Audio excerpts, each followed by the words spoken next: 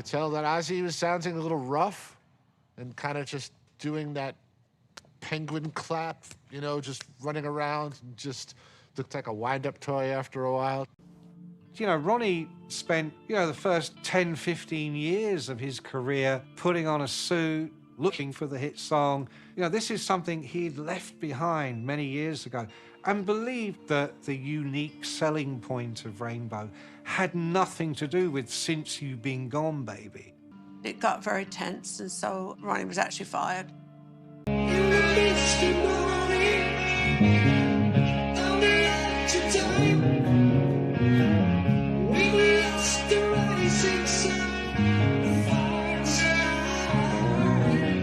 He'd walk out and just sing, this voice had come out. I mean, he was just, unbelievable. When he first got offered the job in Black Sabbath, he was like, I don't know if I like this music or not. And I said, we have $800 left in the bank. You love this music. And so he joined the band, and he did love the music. And then all of a sudden, here comes Ronnie James Dio. I think it's a creation that happened many realms ago, that Ronnie would be the singer in Sabbath. It's all been written in stone.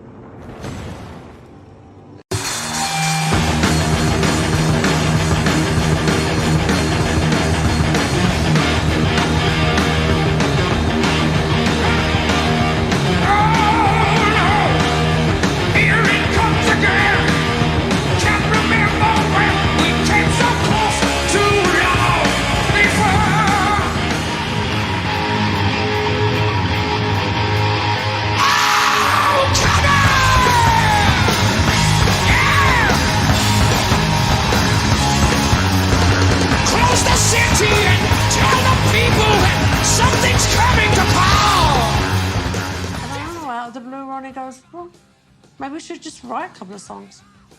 We worked on these songs to go onto the box set, and we really enjoyed it. We really enjoyed doing it. Don't go on, put it back. You're reading from the Bible black.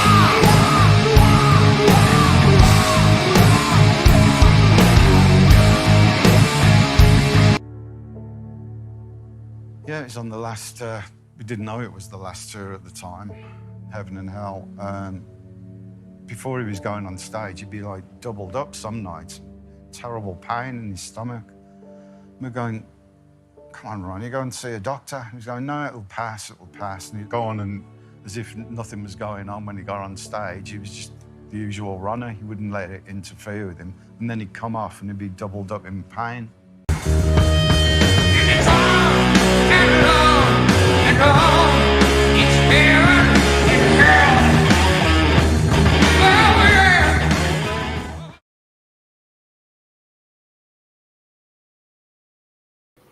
Good afternoon, good evening, good day, good golly, Miss Molly, everybody.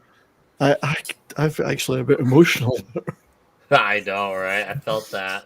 I finished that montage today. I've not had a lot of time to prep, as much time to prep as normal because I haven't been well, but I'm actually feeling a bit emotional about that. I'm sorry. Anyway, greetings, everybody. It's so good to see you here for this long overdue show that we wanted to do for a while on Dio Era Black Sabbath. Merry Christmas, belated Christmas to you all. Happy Boxing Day, as it's Boxing Day in the UK and Canada, which is, nobody knows what the hell Boxing Day means, but it's an extra day off, so who gives a shit? Could mean anything. Before I get going, I absolutely want to welcome everybody in the chat that's here. Thank you very much for you all being here. And we've already got, I got to go and pick up these wonderful contributions from our dear friend Christian Delorme, who's been tipping away like crazy. He's just tipped over into the cultural, as they would say in a certain movie. First of all, and let me get rid of the There we go. And now I can go back to the chats and show those, highlight what Christian's done.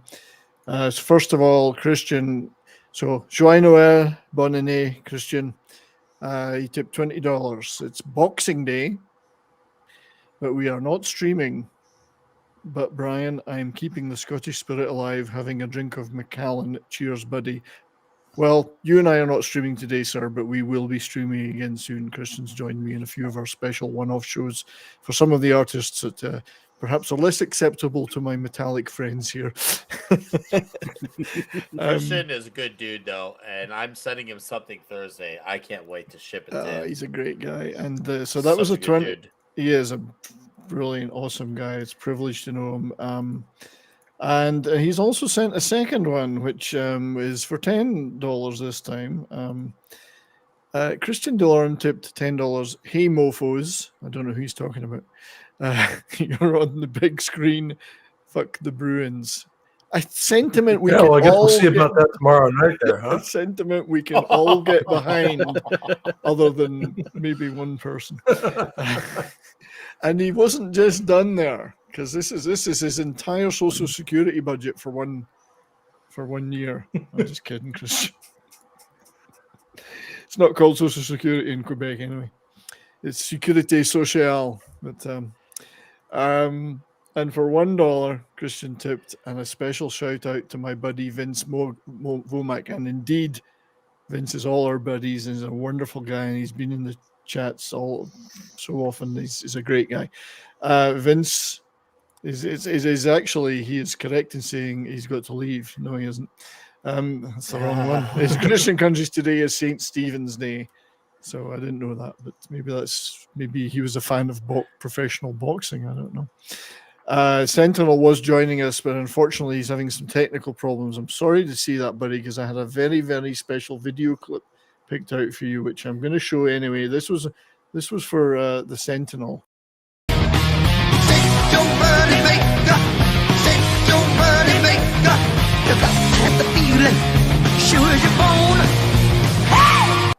So he gets the clip whether he's here or not. The wonderful Bill McClintock, who does such great mashups.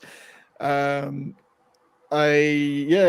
go back to the chat and say hello, just before I introduce the panel properly. We've got a plethora of people with us here today. We have the wonderful Lord Thoth, the Union of Amateur Strategists. Good to see you. A guy I just streamed with, what was that, 2 weeks ago now? Yeah, great to see him. Brightest Days here, Vince Womack. Sentinel is, try again later, buddy. We'll be here for a while, don't worry. I'll probably be here for longer than time itself. E. Clay Thomason, hail to you, my friend. Courtney, who hopefully will be joining us on stream soon, if she's not already in the back stage. No, she isn't. Courtney will join us, I hope. D. Bud Martin, our Supreme Wrench, good to see you, buddy. We have also with a CC Karaoke, great to see you, buddy. I think I mentioned Lord Thoth, Montreal Canadiens fan. Unlucky about all those losses recently. Christian, of course. It's not a hockey stream though. Let's not get distracted. Justin on the red shirt, or also our mensch of wrenches. One of those is a correct statement. Good to see you, my friend. If I miss anybody, forgive me. We will get you later. Keep chatting, share the stream, and and get the word out there. We want to get as big a crowd going today as possible for this show because it's such a great subject. And also because I'm a greedy bastard and I want to get to 690 subs because I'm only one away. So, hey, we might make 700 by the end. Also broadcasting on Rumble. Nobody's over there right now. And on Odyssey. But to the panel, my wonderful panel, we will start with our special guest. And in fact, it's great that you're here because I know that like the past few Christmases, my friend, you've not been able to share Christmas with your dear old dad. It's been tough. It's been very emotional. It's been even longer, and I miss him every day. Every day I can. Indeed. I wake up in the morning. He give me a glass of Jack Daniels. It's not the same having that Jack Daniels in the morning without him. That's right. It is not. And I know you miss him dearly, and we all miss him dearly. But and I think so. NickWeiser, 32 flavors of NickWeiser, the first guest I had on my live streams 31 streams ago, and you've actually come back. So And I've thank you come for back. that. Oh, dude, no, thank you for having me. It's seriously, I know you and I have been talking for months about wanting to do something on Dio Era Sabbath. So I'm so glad we could get to make it happen, because I knew like my schedule is absolutely hectic. So it was Indeed. nice to be able to finally work something out where I can finally be like, okay, I'm gonna come this time, and here I am to do that all for all of you. So hail to You the have chat. come, and it is I've huge. come, and it's huge. So yes, let's. I cannot wait to talk about it. I might even drink a little during this show. So we'll Go see. for it. Yeah, I might do the same later too. But yeah, thanks, Nick, buddy. I really appreciate it. We've talked about doing some Black Sabbath stuff for a while. I know we're still planning amongst all of the. There's bands more. here. A We're gonna do whole lot more to come. Big. We're gonna have a whole day one day. Huge. But, I've got a little clip for you, which I think sums you up, buddy. The vision never dies. Lights a never-ending way.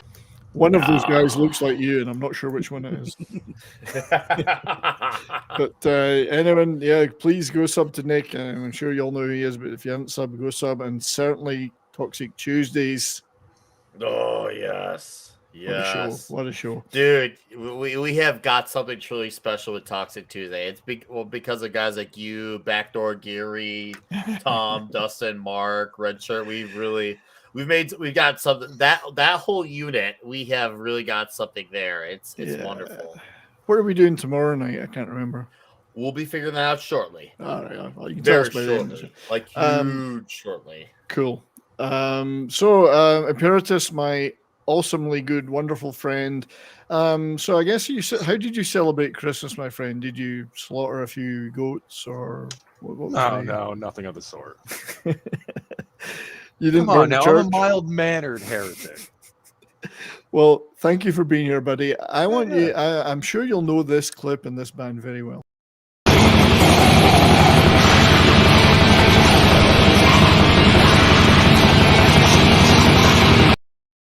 No, I don't.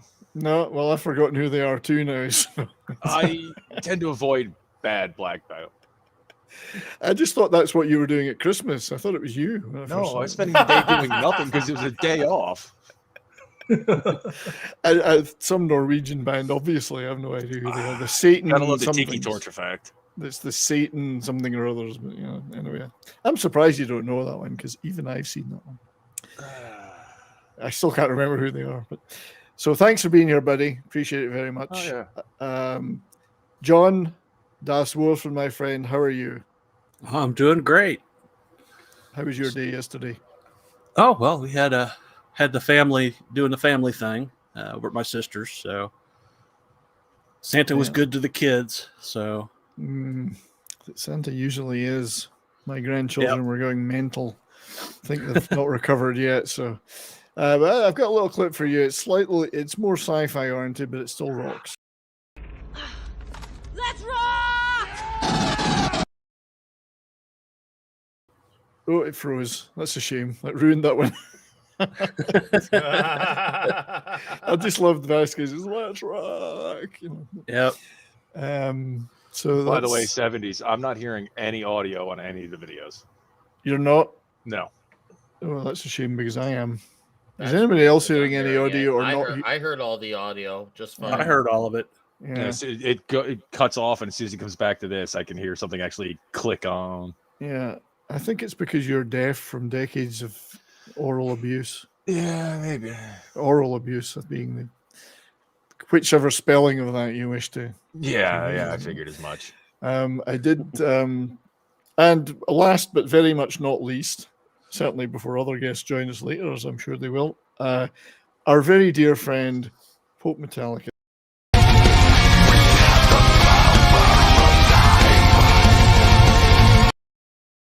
We're definitely having some streaming problems. That's a shame. We're having some streaming problems. Never mind. We barely got that clip out. Welcome, Pope. How are you, my friend? Doing good, man. Doing good. Good to be here with all you guys talking some Dio Era Sabbath. Like you said, it's been way too long. Yeah, this is long overdue. We've been needing to do this for a while. I think actually, just before we go any further, Christian is continuing to. He's basically funding the channel for the entire year in one day. So well done to you, my friend. I do appreciate it. So chat appears to be hearing the audio, so that's good. Let me just put this in the chat. So Christian Delorme tipped $5. These are Canadian dollars, of course, so you know they're worth less than real money. I ought to know. And this one's for NickWeiser. He's having a huge 69 with Slayer, apparently. I could get man, that is very messy. Depending on which one, you know. Rain and blood after all that. Woo! That's quite the mess there. So we will also be running some polls throughout the day if I get whilst my crew vamp and I type them in. So the first one we've been running is favorite Dio Era Sabs album, and it's currently after 15 votes. We'll give it a few more minutes. So go to the polls, everybody. We're going to do favorite songs in each album and then an overall favorite song. But we thought we'd do the studio albums. And right now, Heaven and Hell is slightly ahead. We do want to talk about all four of these albums. I know we will, because one of them, not everyone knows ever even came out, and a certain twat ruined that. We all know who that is. Well, we're going to get to that. Yeah. Oh, we're going to come. And there's actually so many periods here where this all happened. So we had Dio in the first incarnation of Black Sabbath, two Studio One live albums, and then later on there was the reunion for Dehumanizer. And then later on there was Heaven and Hell. Heaven and Hell didn't just have Dio as a vocalist, though. At one point they had Rob Halford, which was so Black Sabbath have had Ozzy, Dio, Rob Halford, and Ian Gillan as vocalists at various times. Only one they're missing is like Robert Plant or somebody. I don't know. It's from the original metal bands, but that's an incredible achievement. But so the montage actually did feature some clips from the Dio movie. I think I saw, was it CC Karaoke or Vince had said they saw it in the cinema. I actually wanted to, but I never got the opportunity. I did happen to stumble across a copy recently. And I will be, when it's officially released as a full-on thing, I'll be buying it on physical media. But it's a really good movie. There are some things in there which are, I wouldn't say it's anything too controversial. He just talks about Rainbow and exiting Rainbow. He talks about joining Sabbath. I don't know, when you guys were, I distinctly remember the Ozzy exiting and Dio joining period, because I was already 20 years old, 18, 19, 20 years old, and that was all over the music papers as we used to read such things. That was a big deal. I mean, that was the four founding members. That was the founding fathers, technically, of heavy metal, if you really want to think about it, because Tony Iommi's the architect. He created with that guitar sound. And yeah, right. No, Dustin, I agree. He's got to keep that beard going, man. I hope he does. But this one's not getting trimmed. It's going to go. Oh, good. So me, you, and Dustin will all be doing beards. Now we just got to get Geary to do it too. So I'll be a panel of beardsmen. Yeah. But yeah. Obviously I wasn't alive when all that happened, but I definitely did a lot of homework on that period of time, and it was clear that the fallout of Ozzy exiting went on for years, and not just because such a significant move, but because, well, Ozzy definitely had his part in pettiness as far as handling it. We all obviously Sharon did, but like there was a time where when Ozzy doing solo stuff, which was actually I enjoyed, some of it not so much.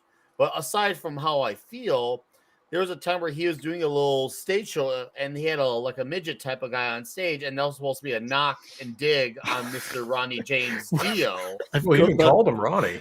I called him Ronnie. Yeah, I have Ronnie. an article about that to show. Yeah, Totally not a coincidence. No. Nothing. And Ronnie never forgave him for it either. Oh well, I don't blame him. So I remember the war of words in the media, and also the debate about whether Ozzy had really quit or whether he was fired, which is still open to debate. The official position now is that he quit, but according to Tony, he got fired. Yeah. I'm gonna believe Tony because that's Tony. Ultimately, it's Tony's band. He's played on every album. You have the 9 albums with Ozzy. You had the 4 albums with Dio, and yet that's counting the 1 album. You had 5 of the Tony Martin albums, and then you had the Glenn Hughes album, which was originally just called Black Sabbath, featuring Tony Iommi. Then you had Born Again. So yeah, that was all the. I think I'm missing one. I did say Ian Gillan, Born Again. You said Gillan. Yeah. Well, there's the very brief Rob Halford period. Well, that they didn't record was a it. They stand-in. just did a few shows. Yeah, which it's like Razorfist said. It sounded great on paper because trust me, if I read that on paper, I kind of would I'd probably have like a straight up mangasm. But then actually listening to it, I'm like, wow, okay, maybe that doesn't sound as good as I thought it would. It didn't sound bad. Yeah, I was kind of but disappointed it just when I heard goes the to audio show of that. you, All-Star versus All-Star doesn't always mean it's gonna work. So it's a combination that just doesn't work. And I was shocked to admit that because that was something on paper. Once again, I wanted that to work so bad. It was just Yeah. But what's cool about what Dio did is that when Dio joined, it basically kickstarted what would become the second wave of traditional heavy metal as well, because that's when you got your Accepts coming up, your Saxons coming up. Like a lot of people were really receptive of that second era, which probably didn't think, there's no way they could do it without Ozzy. They did, and they spawned a wave of a whole genre of music after that. Go ahead and carry it, 70s. I had a lot to add in there. No, this is what we're here to talk about. And Christian, again, thank you, my friend. Honestly, I'm going to have to pay you back by buying you a bottle. Christian Delorme tipped $5. Watching you stream 70s makes McCallum taste better. I hope he's not talking about David McCallum, which would be weird. But yeah, the McCallum always tastes good. But thanks, buddy. Really appreciating this. I do need a proper studio chair to help the back, so this is all going into that fund right now.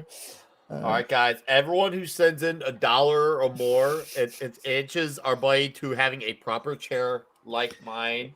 Please help this man out, even if it's $1. Seriously, he needs buy it. that That for is $1. nuts. That you sit on. Don't make me get the Sarah McLachlan video chat. I'll do it. Please. Please, no, I'm begging you. So as what you were saying there, Nick, is very good stuff. I remember at the time, because it was like 1980 we're talking about, or 81. I remember because I was in Britain still, and it was the new wave of British heavy metal was just taking off. But this album, Heaven and Hell, came bang in there, and I think despite the fact they were one of the first metal bands, it totally rejuvenated them, and they led, as you say, that movement then, because all these other bands like Saxon and Samson and Iron Maiden and all the old Diamond Head, they all went, oh fuck, there's life in the old dogs. It's funny how Sabbath kind of made lightning strike twice, if you think about it, because obviously with Tony and Geezer and Ward and Ozzy, they architected the sound. But then when it came to the Dio era, then they did it again by getting a whole other wave of bands inspired. Like, all right, we got to step up our game. So that's really kind of crazy. Sabbath literally made lightning strike twice, because I don't think that's been repeated by any band ever in any genre. Like twice. Difficult. It's one thing to inspire a movement, but to do it twice is absolutely insane. Yeah, it's very, very difficult to do it. Yeah. John, yeah, sorry. And I I think, was, I think the move from Ozzy to Dio was kind of responsible for that, because if you look at the later Ozzy era albums, they were kind of floundering a little bit. Like it was starting to sound a little stale a little at times. And then Dio comes in and you have this completely new sound for the band with the first song on, Heaven and Hell, Neon Nights. It's a very different song for them. I And I it heard just that and a tingle ran down my leg. changes the game. First time I heard that, I went, "What the fuck?" I John, can only you're imagine, like, especially being used to the slower, kind of more funereal tone of early Sabbath, and then you hear that come thundering out the speakers. It's just like, holy shit, okay. yeah. So, John, I you're was I was just saying I was just starting to get into Black Sabbath when Ozzy left. Wow. I was like 9 or 10, and I had gotten on the whole metal train through Kiss. My brother had got me into Kiss as a little kid, and I just went from there and just got my hands. I went to obviously I went through Led Zeppelin, and went to Black Sabbath, and I was just getting into Black Sabbath when Ozzy left. So the first album I ever got from Black Sabbath was Heaven and Hell. Oh wow! So that was. So I look at the Dio era as my era of Black Sabbath. Yeah, me in a sense, me too. Even though I'd grown up with the original band, I was never the biggest fan of Sabbath. I think at the time I was more of I loved Rainbow. I think it was more my kind of thing, and I loved the sort of more blues rock based bands as well. Sabbath, the doom side of it. I mean, yeah, I had the first 4 albums, but I'm like, it's okay. I can take it or leave it. As soon as Heaven and Hell hit, I was like, no, this is me. This is what I like. Now, I do not want to make this into an Ozzy versus, although I think Imperatus might, Dio thing. In that I'm not here to knock Ozzy, but I do prefer Dio Sabbath. That's just a personal preference. I would never underestimate what Ozzy achieved as the original band vocalist and original band member. All those great, they invented doom metal, But by Never Say Die, I remember it distinctly. I saw them on Top of the Pops, which was unusual for the first thing. It was a pop hit show. And they just seemed like a shambles at the time. And it wasn't just Ozzy was a shambles. The music didn't sound good. It was kind of like, that's a bit stale, So change was coming. And as the documentary, the Dio documentary shows, he quit Rainbow because he didn't want to go the commercial route that they ended up going. And so he wanted something that he was going to be able to have more control over or control with in terms of the songs. And this opportunity just kind of, first of all, his wife, as Wendy has said, was skint. They were skint, so they needed some cash. They were always hanging out in the Rainbow, and Tony Iommi was in the Rainbow, and he said, "Do you want to come over and listen to a couple of tracks I'm working on, just the music? Children of the Sea being the specific one." And so he took him home to listen to those. And Dio said, "Well, okay." And he went away and just for a few minutes wrote some stuff down, came back and sang. And Naomi said, it was just fucking unbelievable. He said, that was it. Let's get him in the band, So that kind of happened like that. And I feel that it was a progression for them musically. And I've got a couple of interview clips, if you don't mind indulging me, I want to play about that. Ooh, yes. So there's a guy, and then we'll talk a little bit about the kind of the war of words at the time. Yeah, Black Sabbath actually appeared on Top of the Pops doing Never Say Die in 1978, and it was pretty bad.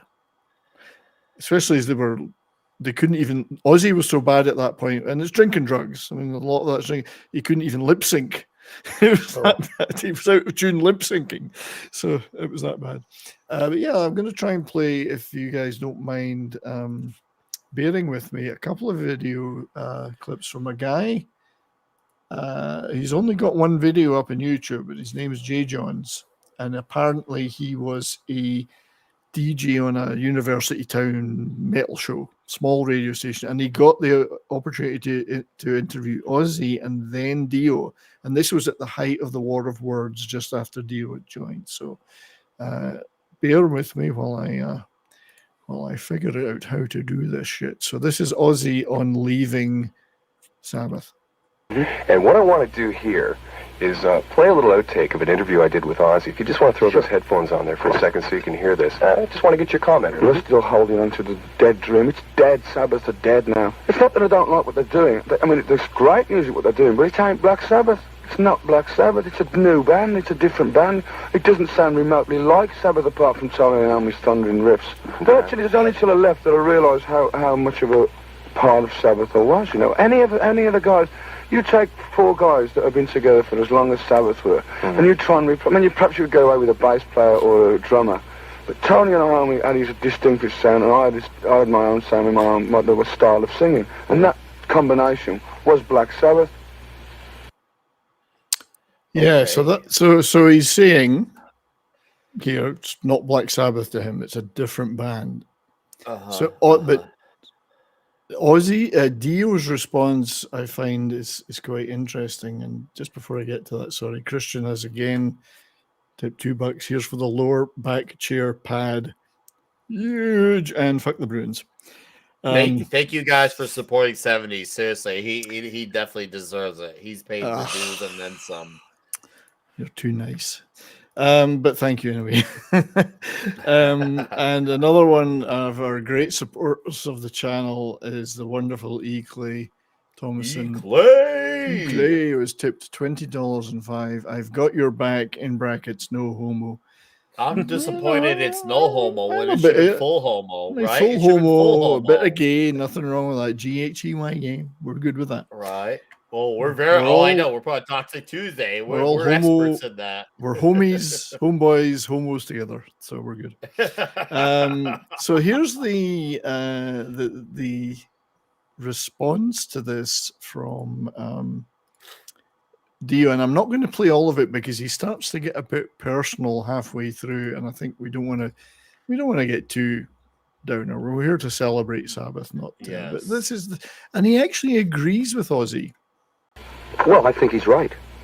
I think he's right in that he's talking about there is no more Black Sabbath with Ozzy Osbourne in it. He's absolutely right. It's not even remotely close as far as I'm concerned. I think that you'll find that the riffs that Tony's playing now are probably more musical riffs, and the reason probably being that he's now got someone who can compare musically to the riffs that he's playing. Now, I'll make a derogatory statement for you that you can play to Ozzy if you like. I've heard some of the things that Ozzy is. Let me answer this one first. You asked me a question about what I've just heard. Again, I agree, he's right. But he's talking again from the context of when he was in the band with Black Sabbath. Granted, a bass player will not make as much of an impression with a change as a vocalist would, or perhaps a guitar player. And he's right about the drum end of it as well. That does not necessarily mean that without that same bass player or without that drummer, that the band would be as good. So he didn't really expound on it. But what he's generally saying is right. This band is not the band that did Iron Man, that did War Pigs, because I don't sound like Ozzy. At least I hope I don't sound like Ozzy. I hope I don't. I don't try to. I don't want to. He's right. It's not the same band. Not at all the same band. It's a band that has progressed where Ozzy either refused to progress or was incapable of progression. And I like to think that it's incapable of progression. I can tell you things that probably the other people in the band wouldn't tell you. Tony wouldn't tell you, or Terry wouldn't tell you, or Bill when Bill was Terry Bill were here, Geezer. wouldn't tell you. I know Bill wouldn't tell you. He's too much of a gentleman. But I would tell you. I mean, I've heard the things they've said about Ozzy. Most of the time, they say nothing because they are gentlemen. Again, I've heard the things that Ozzy has said about Tony and myself in particular. I've seen things in Cream magazine and Rolling Stone and all the publications. And I'm going to stop it there for the sake of not getting too involved in insults because he really goes to town after that point. So I'd urge you to go to this to the channel of the J. Johns. I'll throw it up in the stream and say he's only got one video, and it's this interview, but it's worth listening to the last half of it because it's a little radio station somewhere, and he just and Ronnie, who's normally pretty circumspect, absolutely goes to town in the last half of this interview because I think he was tired of the midget jokes and the whatever. But let me just show you the guy's channel if you want to watch the rest of the video. It is this one right here. It's a guy called J. Johns 436. Wow, look at that. 4K, 5K views, and it's just one video. One video. And I found this video today, and I went, this is very interesting. Okay, yeah, I gotta watch that later. That is very so notable. yeah, thank you to J. Johns for posting that, and yeah, go and give him a watch and a like because it's awesome stuff. So that let me stop sharing that. So I actually tend to agree with Dio in that it became, I hear the musical progression in Heaven and Hell, and it is a big progression. It was a different band, but it's still Black Sabbath because it's Tony Iommi and Geezer Butler and still Bill Ward at that point. I just think it was a leaps and bounds different band, and they actually started to introduce progressive elements into the music. So, Imperatus, we have not heard much from you, my friend. Please give us your thoughts out. Opinion. I personally was always more of a fan of Ozzy Sabbath, but I do respect some of the stuff that Dio did for sure. And actually, there are some tracks I do like from his era, like Mob Rules, that track, TV Crimes, off Dehumanizer. So there was some stuff that I enjoyed, but when it came to listening to Sabbath, that what I did most of my Sabbath listening when I was younger, most of it was the Ozzy stuff. Most of the people I knew that were turning me on to bands at the time, like the Dio era stuff, was never mentioned. Yeah, that's interesting. That and it's not. I mean, at the end of the day, Ozzy leaving or being fired gave us Blizzard of Oz and some fantastic stuff there. So I think in some ways, we all gained. We got the best of both worlds. I just felt as a band that personally, Sabbath took a huge leap forward there. Again, I'm not denigrating Ozzy. Ozzy's like the queen mother of rock and roll now, and I mean that as a Brit, who the Queen Mother was this beloved thing that was going to live forever and was beyond criticism or beyond whatever. They were just this thing that was beloved. And Ozzy's become the Queen Mother of rock and roll. He's a caricature of a caricature in a sense. And he's had those great reunions with Sabbath since. And they all grew up and they got over a lot of this and said very nice things about each other later because they became older and they got rid of the drink and the drugs and they kind of wised up. Well, some of them did anyway. Some of them did, yeah. I just want to, if I can just highlight, I'm going to spend a few minutes putting up another poll shortly, but the first poll was favorite Dio Era Sabs album. Heaven and Hell and Mob between Rules. Heaven and Hell and Mob Rules. I can't disagree with that because I'm kind of in both camps myself.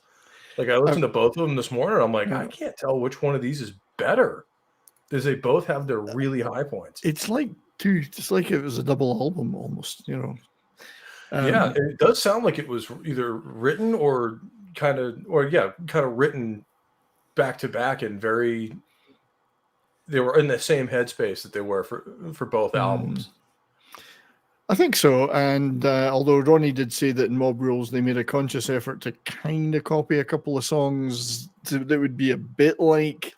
So there's a Neon Nights equivalent, which is Turn Up the Night. I think you would say it was a Neon Nights. I would also say Mob Rules shares a lot with it in terms of tempo and stuff like that. But but interestingly enough, there's a couple of people out there that've got love for Dehumanizer and The Devil You Know. We do want to talk about those. Dehumanizer has probably the least good rep of all of them. Yes, But I was definitely. listening to it today multiple times, and I thought, you know what? There's some good stuff on here. And in terms So of lyrical content, he was a little bit prophetic when he was talking about the rise of computing and stuff like that, because he recorded yeah, that in '92. Yep.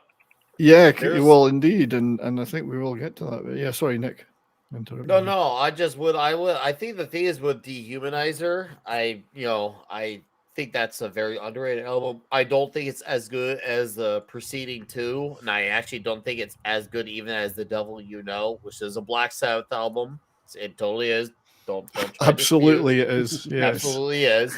But it's still not a bad album. There's definitely songs that are not nowhere strong, definitely nowhere strong, but there's definitely some absolute bangers on there. Like when I listen to how heavy After All the Dead is, like, dude, it's Oh yeah, damn good. And it's definitely a lot more grand in scale. Because if you think about Heaven and Hell and Mob Rules, well, I mean, granted, both of those out had their slower songs, but overall they were straight bangers, 40, 41 minutes each. This one kind of you definitely have to sink in with a Mhm. bit more because it's an extra 10, 11 minutes long. So it definitely has more common, even with, like, I would say, the doom metal era of stuff. Because a lot of doom metal bands, whether it's like Electric Wizard or Windhand, they love Black Sabbath. And obviously the Ozzy era is very prevalent for the doom metal stuff, Candlemass. I can definitely see them trying to come a little bit more into those doomier influences in Dehumanizer. Yeah, and I would say that again to go back to I'm not knocking Ozzy. Black Sabbath invented metal Mm-hmm. with Ozzy. You know, no one's going Oh, to deny absolutely. that. He No one's going deserves to his deny that. credit. But times Oh, change yeah. and people change, and to be fair, they were all coked and boozed out of their minds in Oh, the late yeah. '70s. So things were rapidly going downhill for all of them. A couple more. First of all, there's our good friend Toxic Manflu says, "Why don't you ever cover great bands like the Carpenters or the Osmonds?" I could see me doing a stream on the Carpenters, believe it or not.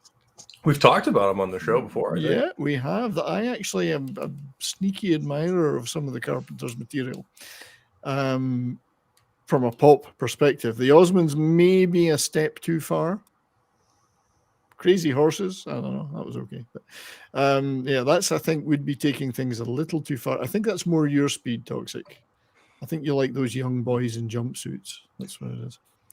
But also we have another couple of tips. Toxic Manflu tried to make up for it by tipping $5, which we gratefully acknowledge. Thank you, sir. Black Sabbath sounds satanic. Possibly. And I think I may have missed this. Christian. A Christian again, who's probably paid for my next Thai massage. He's been enjoying a few drinks. Take my next Thai massage in Calgary. Christian Delorme took $2.70. I've been married for 23 years, plus I'm a trucker. You can't hurt my feelings. Do your worst, mate. Was I trying to hurt your feelings? I hope not, buddy, because you're my guy. We may jest, but I would never want to hurt your feelings. I would feel bad. I'm a sentimental guy. And 23 years, well done. I'll be 25 years next year for me, so that's coming up. Unless she finds out about me, finds out that I can walk up the stairs and she doesn't have to carry me right now. So that could be trouble. So yeah, there was a lot of to and fro. I don't want to. I guess we want to get to the music, but let's just look at a couple of these little articles, if you don't mind. Oh man, let's do it. Let's- I'm all in right now. So, Yeah, let's we do had this. things like this, the War of Words. I think we did get pretty vicious.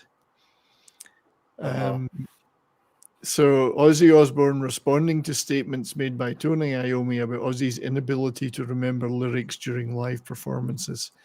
Well, let's face it, if you're coked out of your mind and you've had a bottle of whiskey before you go on stage, I'm surprised you could even get on stage. Never mind remember Well, it. some guys are just like that. Like there are guys who could slam like a bottle of vodka, and then they go on stage and they start shredding like it's no man's business. And you're thinking like, how does that work? Because I don't understand it. And then of course there's guys who go on stage and obviously when they're wasted, well, they're wasted and they can't play. Mm. So it's really interesting how the effect of alcohol could either somehow do wonders or absolutely destroy the performance of someone. It's all things in moderation, isn't it? And something that is supposedly an enhancer. It doesn't take long for it to tip over into the what the fuck are we doing here? You know, who am I? And yeah, and some of the tour diaries from Ozzy's 80s stuff, the guy was out of control. Like he was doing an 8-ball of coke to wake up for the show.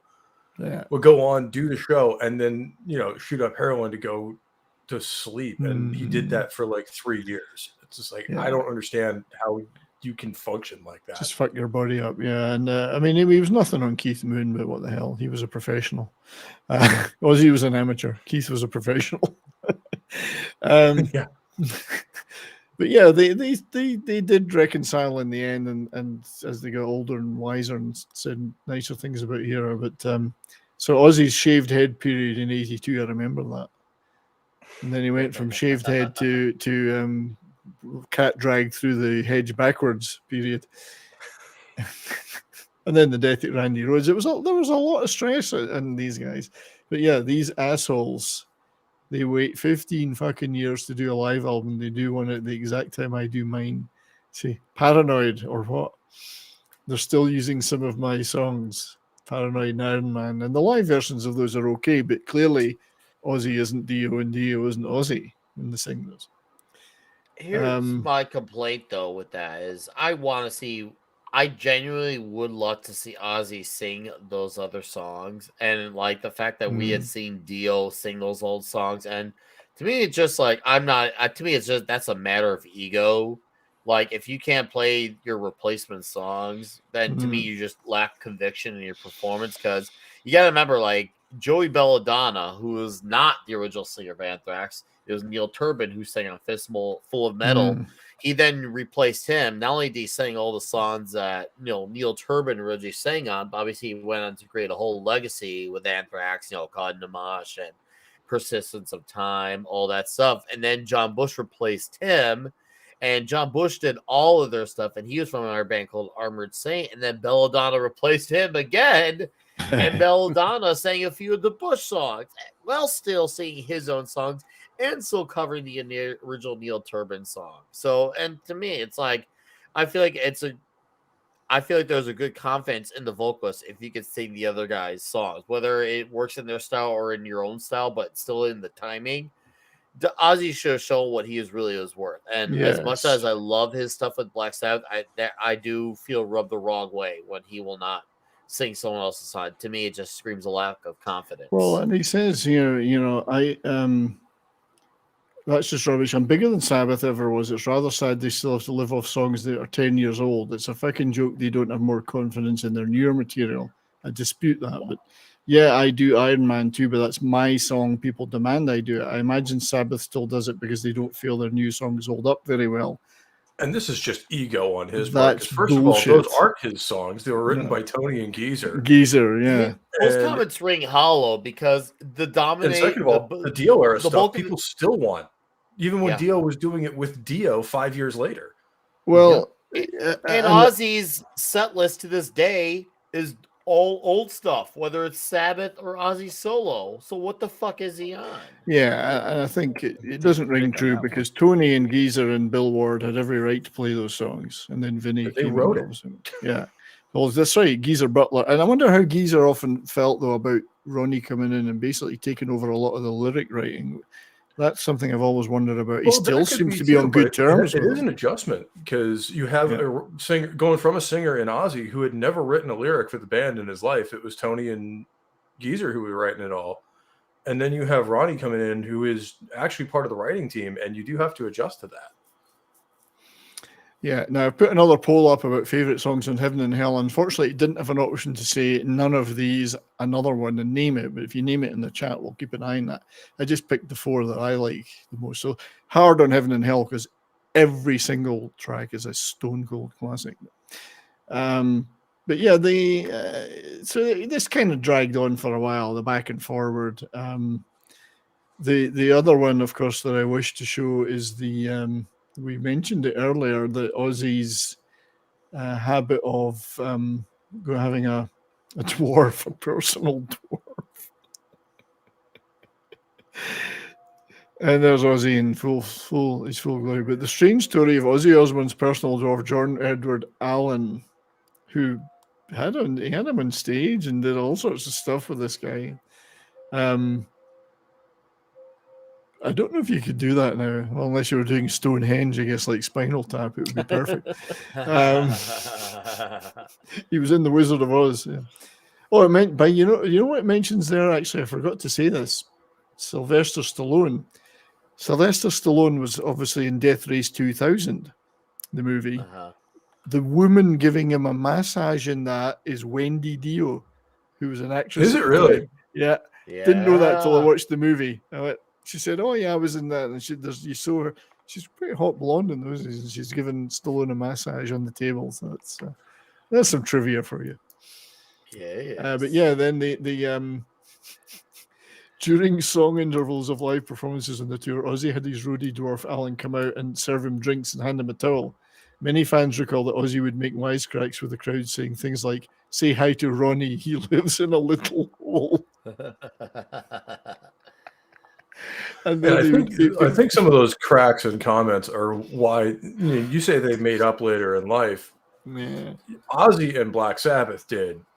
Ozzy and Dio never did. They hated each other. Yeah, but at least Ozzy had the good grace to be complimentary when Ronnie passed, which I think was nice. He didn't, in a way that Richie Blackmore was a lot terser. Yeah. At least Ozzy had the good grace to say nice things and potentially meant them. I don't know. Because they grow older and they get over shit. You know, as you get older, you do get over that stuff. But yeah, you'd bring Ronnie out later in the show to be hung. Clearly not well hung, but you know. But anyway, that was. Oh my God, he's a tripod. But if you listen to the rest of that interview I played the first half of, Ronnie gives as good as he gets. And he starts really insulting Ozzy personally. He never wrote a song. He didn't do this. He didn't do that. He didn't do whatever. You couldn't carry a tune in a bucket. And so there was a lot of that going on. But of course, we're not quite there yet in terms of chronologically. But Bill Ward, of course, did Heaven and Hell and then quit because he too was really suffering from over abuse. And he's extremely complimentary about Ronnie. Who he said was very supportive throughout that period, and in a way that maybe when he fell out with Tony and Geezer, that maybe they weren't, you know. So that does make a difference, because then you get Vinny Appice coming in, and again another progression. So some of these personal things were going on, some of that stuff was going on. There was obviously the feeling amongst a lot of people that, well, is this thing really going to work? You know, are Sabbath dead and this is just a gimmick? Or until they heard the records. Yes. So that first album, I'll get some pictures up on the screen if you guys indulge please. Me. Let me share the screen again. I'll get the photographs out. So let's start with taking a quick look at lineup pictures. So you got yes, the album, the lineup for Heaven and Hell. What a fine looking bunch of studs, dude! Right? Look at all the hair, and I like how they're all mustache except except Dio, just like Ozzy, because Ozzy would be the odd one out, but not as odd, because Ozzy had more of like a hippie thing going on, whereas Dio just looks just some dude with long hair. But you could tell he still stands out. It's like Black Sabbath with Toronto repeat the history of making their singer stand out from the pack. And whether that was or was not the intention, it absolutely, they succeeded. And boy, I can't imagine what skeptics were like when they were floored with Dio. I remember when I was originally obviously listening to Ozzy Black Sabbath, which I enjoyed, but at the same time I was listening to Ozzy solo, but when I heard about Ronnie James Dio, I'd known that name, but then when I actually heard his voice, Heaven and Hell was the first album I heard, and I was just like, holy crap, Yeah. this dude's voice. I couldn't believe it. And I'm like, this guy's singing Black Sabbath, and that was kind of like my first I think this is my first time where I was in the acceptance of a singer replacing another singer. This is my first one. I'm like, holy Yeah. crap, this guy's got it. And I think for me, the whole thing was Ozzy was a frontman and a bit of a showman, and obviously loved being in that band. He was an amateur though. Dio was a professional. That And guy possibly had, one of the best singers, just pure singers of all time. Like, because I've seen an interview with Dave Draymond at Disturbed shortly after Ronnie died, and they were opening for them on one of their tours. And Dave was having kind of a rough day vocally. And he was just like, Ronnie, how do you warm up for your shows? And this guy just goes, looks him dead in the eye and just goes, Dave, if you have to warm up, you don't have it, and walks off. Yeah. Ouch. So he's just like, this guy was doing shit like, Dream Evil and Neon Nights cold. Yes, yes. And what I discovered in my journey through looking into the show and watching the documentary was I had no idea about the career he'd had before Rainbow. I mean, I heard of Elf. Oh. He had been making records since the 50s. And when you hear his voice in Ronnie Dio and the Prophets and bands like that in the early 60s, he sounds like Tom Jones. Or he sounds like Dion and the Belmonts. He's got that kind of voice. Wow. I actually not heard all that stuff. None of the metal stuff. And maybe we'll play a couple of clips. He had a beautiful, beautiful singing voice beyond the rock voice that he gained later. He could have been a crooner. He's that good. So I think someone's Imperatus. Are you joining us again, or are you? No, it's Darius. Where is he? I don't know. I'm not seeing him. Darius, I'm looking for you, Darius. I don't see you. Anyway, Darius has got the power to add himself, I think, because he's a mod. So yeah, the records though. So that first Titanic. I don't mean going down like the Titanic, but Heaven and Hell. And there's a story behind this cover too, but I'm not kidding. I bought the cassette of the album on the strength of hearing Neon Nights on the radio once, and I put it on with the headphones on, and as I say, a tingle ran up and down my leg. to paraphrase a CNN commentator. It's a political joke, but there. I just could not believe what I was hearing in Neon Nights kicking off that album. I thought, oh, that first side is just. You got, Children of the Sea, Neon Nights, Lady Evil, and then the title track Heaven and Hell, just on that first side. Ronnie, Sanders talking about Love Is All. We're going to play a bit of that clip later for those who don't know that song. So Sanders, stay tuned on that. I've got a couple of really good clips of him singing that song. I think it may have been in the early days in Rainbow, but it's nothing to do with Rainbow other than Roger Glover. We'll come back to that. Glover and Friends, yeah. So again, a song I didn't know that Ronnie James Dio was a singer on until a few years ago. I think it was important for him too to go through that Rainbow phase and develop that real powerful rock vocal, and then bring that into Sabbath, because it's something that had kind of been missing for the last few years. Like Ozzy had been getting weaker and weaker as a singer, really.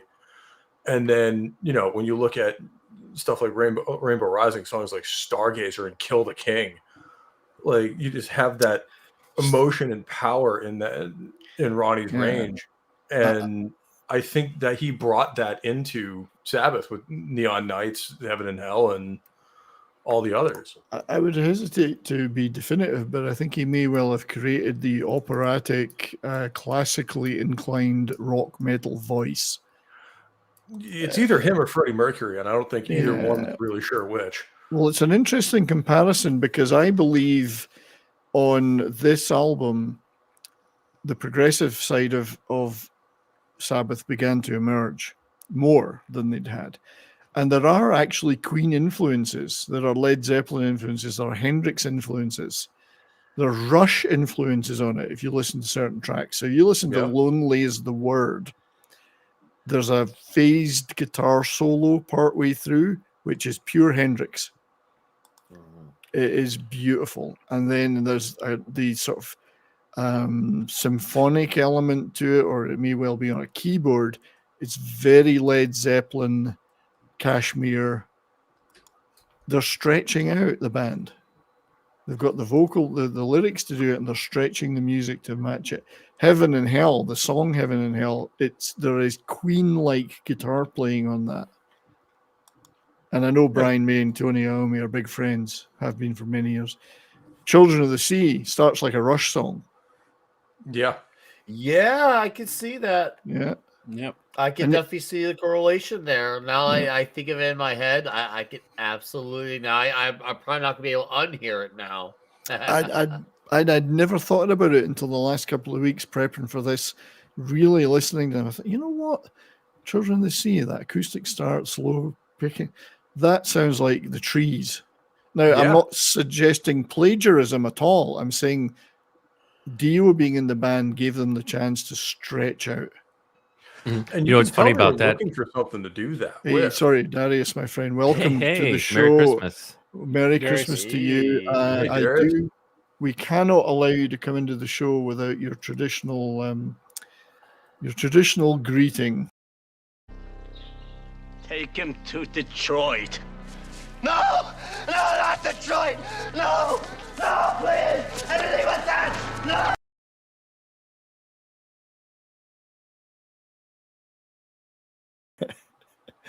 Yeah, I just got back too. Yeah, and your house was in one piece. Yeah, it was. I spent 4 days snowed into the Overlook Hotel, slowly going mad. Right. I actually thought, but I didn't kill anybody. I saw you more as the Shelley Duvall of the piece, but or the twins. Oh, she's the hero? Actually, to be honest, you would be the barman. Oh, yeah, who also played Eldon Tyrell in Blade Runner. That's right. You would be the barman. So it's good to see you, buddy. Thanks for joining. Hey, We always good to be appreciate it. back. And yeah, it's good. So you're good to see the beard. It's looking good. Yeah, let's indulge myself. God, it is my show after all. What the hell? It's coming along. No, it looks very dignified. Keep it going. I have had a beard that's kind of out to here before. It wasn't quite as white as this one, though. A lot more dark in it. Hey, you got the wizard thing going on. Embrace it. Yeah.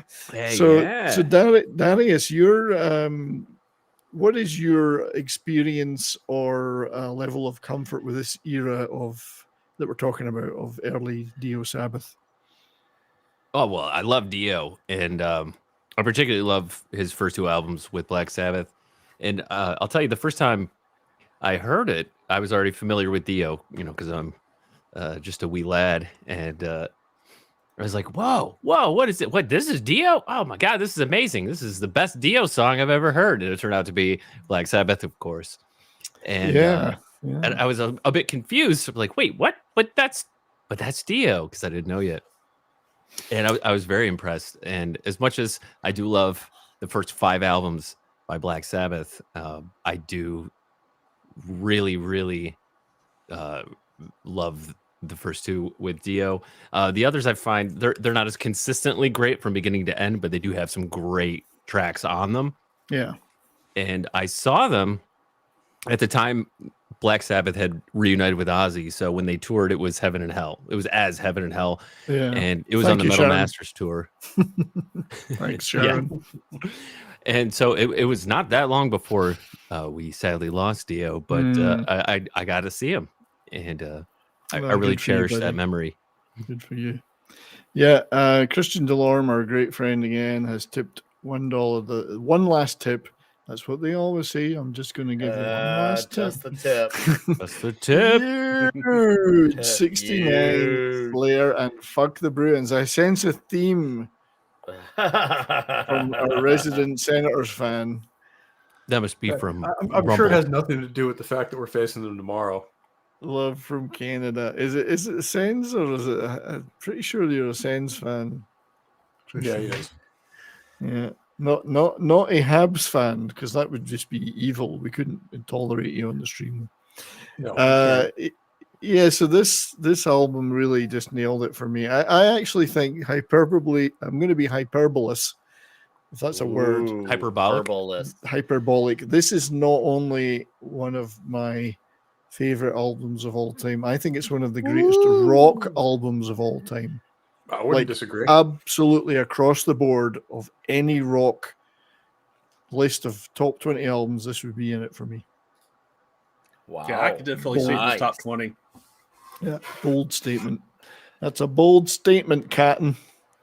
It is, but it sounds like you stand by, and that's what I love, man. I Look do. at Bill Ward's hair on that background, man. He is He's- looking mighty dashing.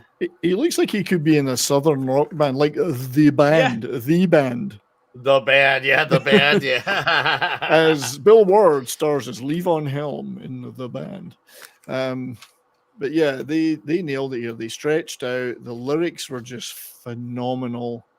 The atmosphere was great. I don't think there's a bad track in the album. Every track is killer. That's why it was hard for me to do the poll there and only pick 4. And I know And I can see why the poll was neck and neck with it, because the two Yeah. are, it's a 1-2 punch, and they came out within like somewhere between 12 and 18 months of each other. So they did while the iron was still hot. Yeah. And they kept that gravy train moving, man. There's a reason why, because they had it was like, it's kind of like I don't know if someone's like sick of someone in a relationship, and that's pretty much where the guys were with Ozzy. They're sick of someone, and all of a sudden they got that hot young guy. They're like, oh, we like this Dio guy. He's hot, fresh, and ready out of the oven. And they were on a honeymoon. So Like they're a just like, shrinky-dink.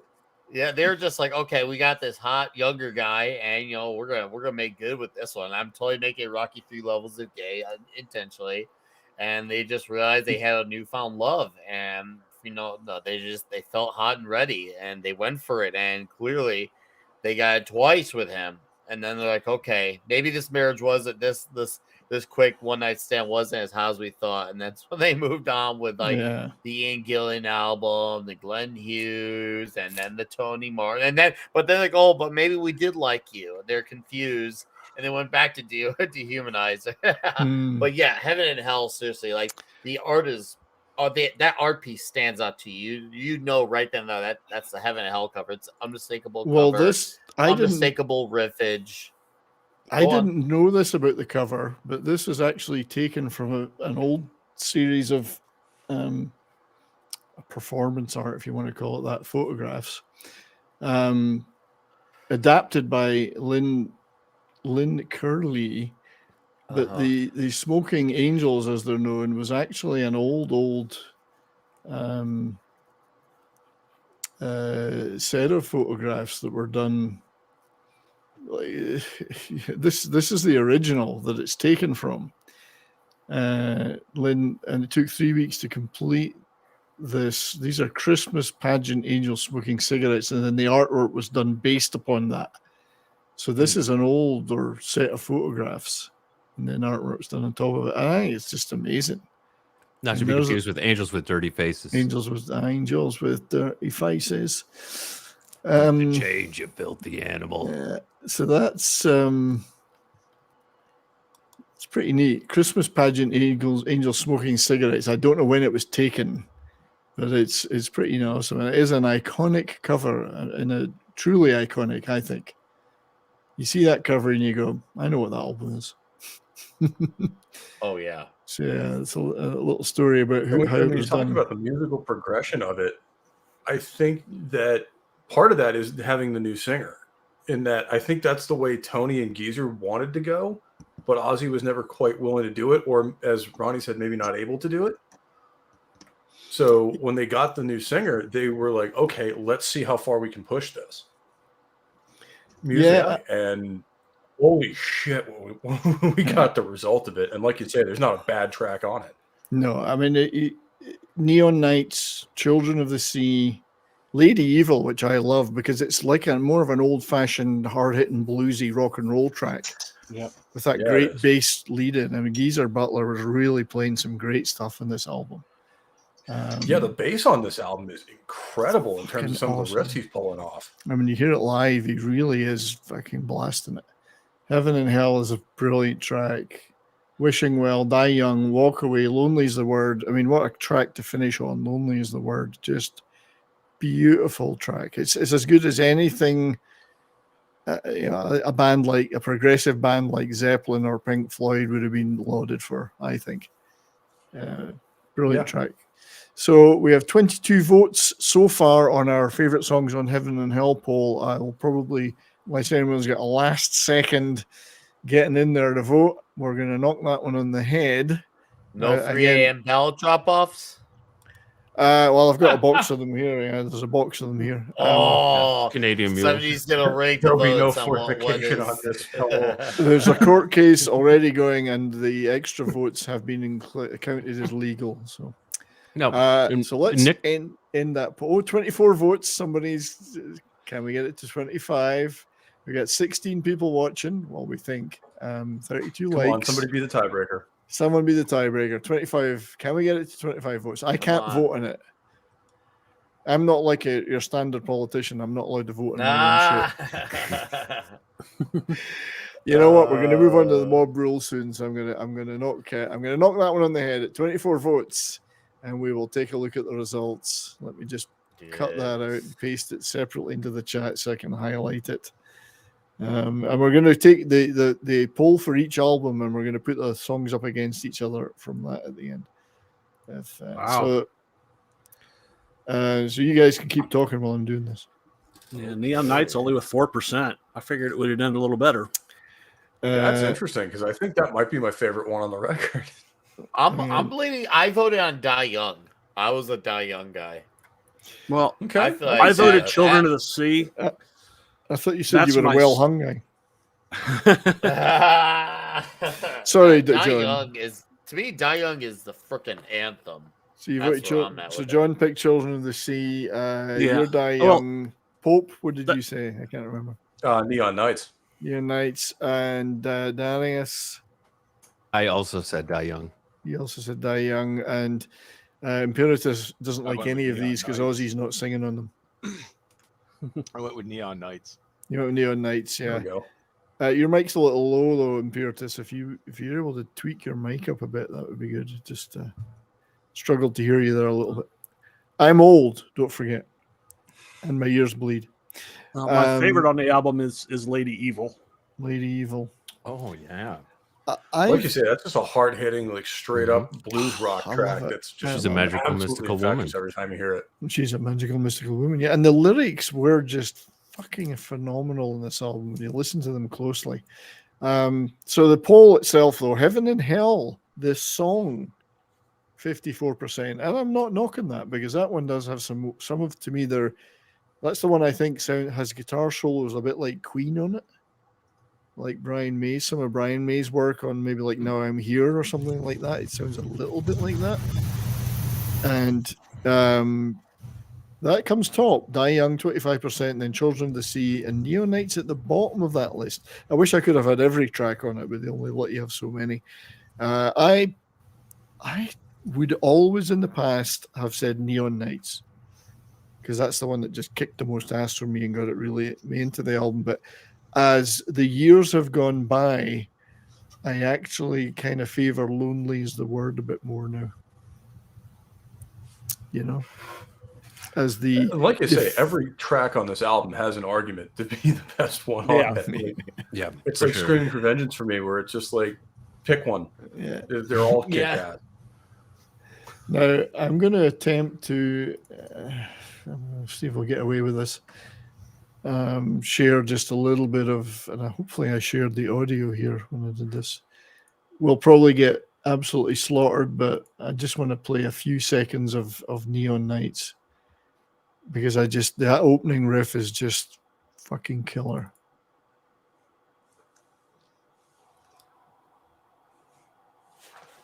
Do it. Come on. Come. Can you hear it? No. No. Okay, I'll stop sharing and then forgive me. Come on. Can you forgive me? I forgive you. You know Come. what? One of these days, these streaming software will get rid of that little tiny box that nobody can ever fucking see at the bottom that says share system audio. Here we go. And we'll pause it after a few seconds. I just wanted to get the power of that opening riff.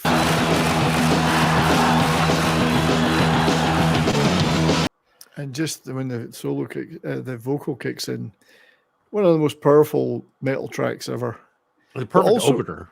Perfect opener, but can also fit comfortably within the traditional classic rock oeuvre because it's not so metal that it's alienating, you know, for some people. Well, most of Black Sabbath stuff can kind of be in that category.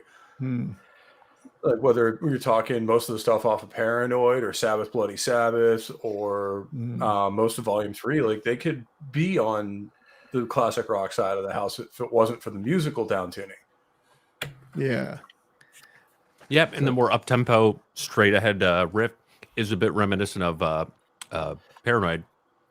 It's a little got bit. just enough of a throwback to classic Aussie Sabbath, but then kicks that vocal. And to me, there's some early Judas Priest in here. I'd love to just play the shit out of these. I did on my radio show last night, and I got away with most of them. But wow, that's actually shocking. They actually let you get away with I got 2 hours worth in, including Dio's "God Rest Ye, Jerry Mental Men" for Christmas song. Yeah, getting away with any Sabbath on an audio stream like that's pretty impressive. And it hasn't been taken down yet. So I had to rejig my montage that I opened the show with twice because of things that blocked it. Pope Metallicus the first joined. Funnily enough, the official music video stuff blocked it, not live versions. So, but here you've got this beautiful guitar figure, which could be on a progressive band album like a Pink Floyd or something like that.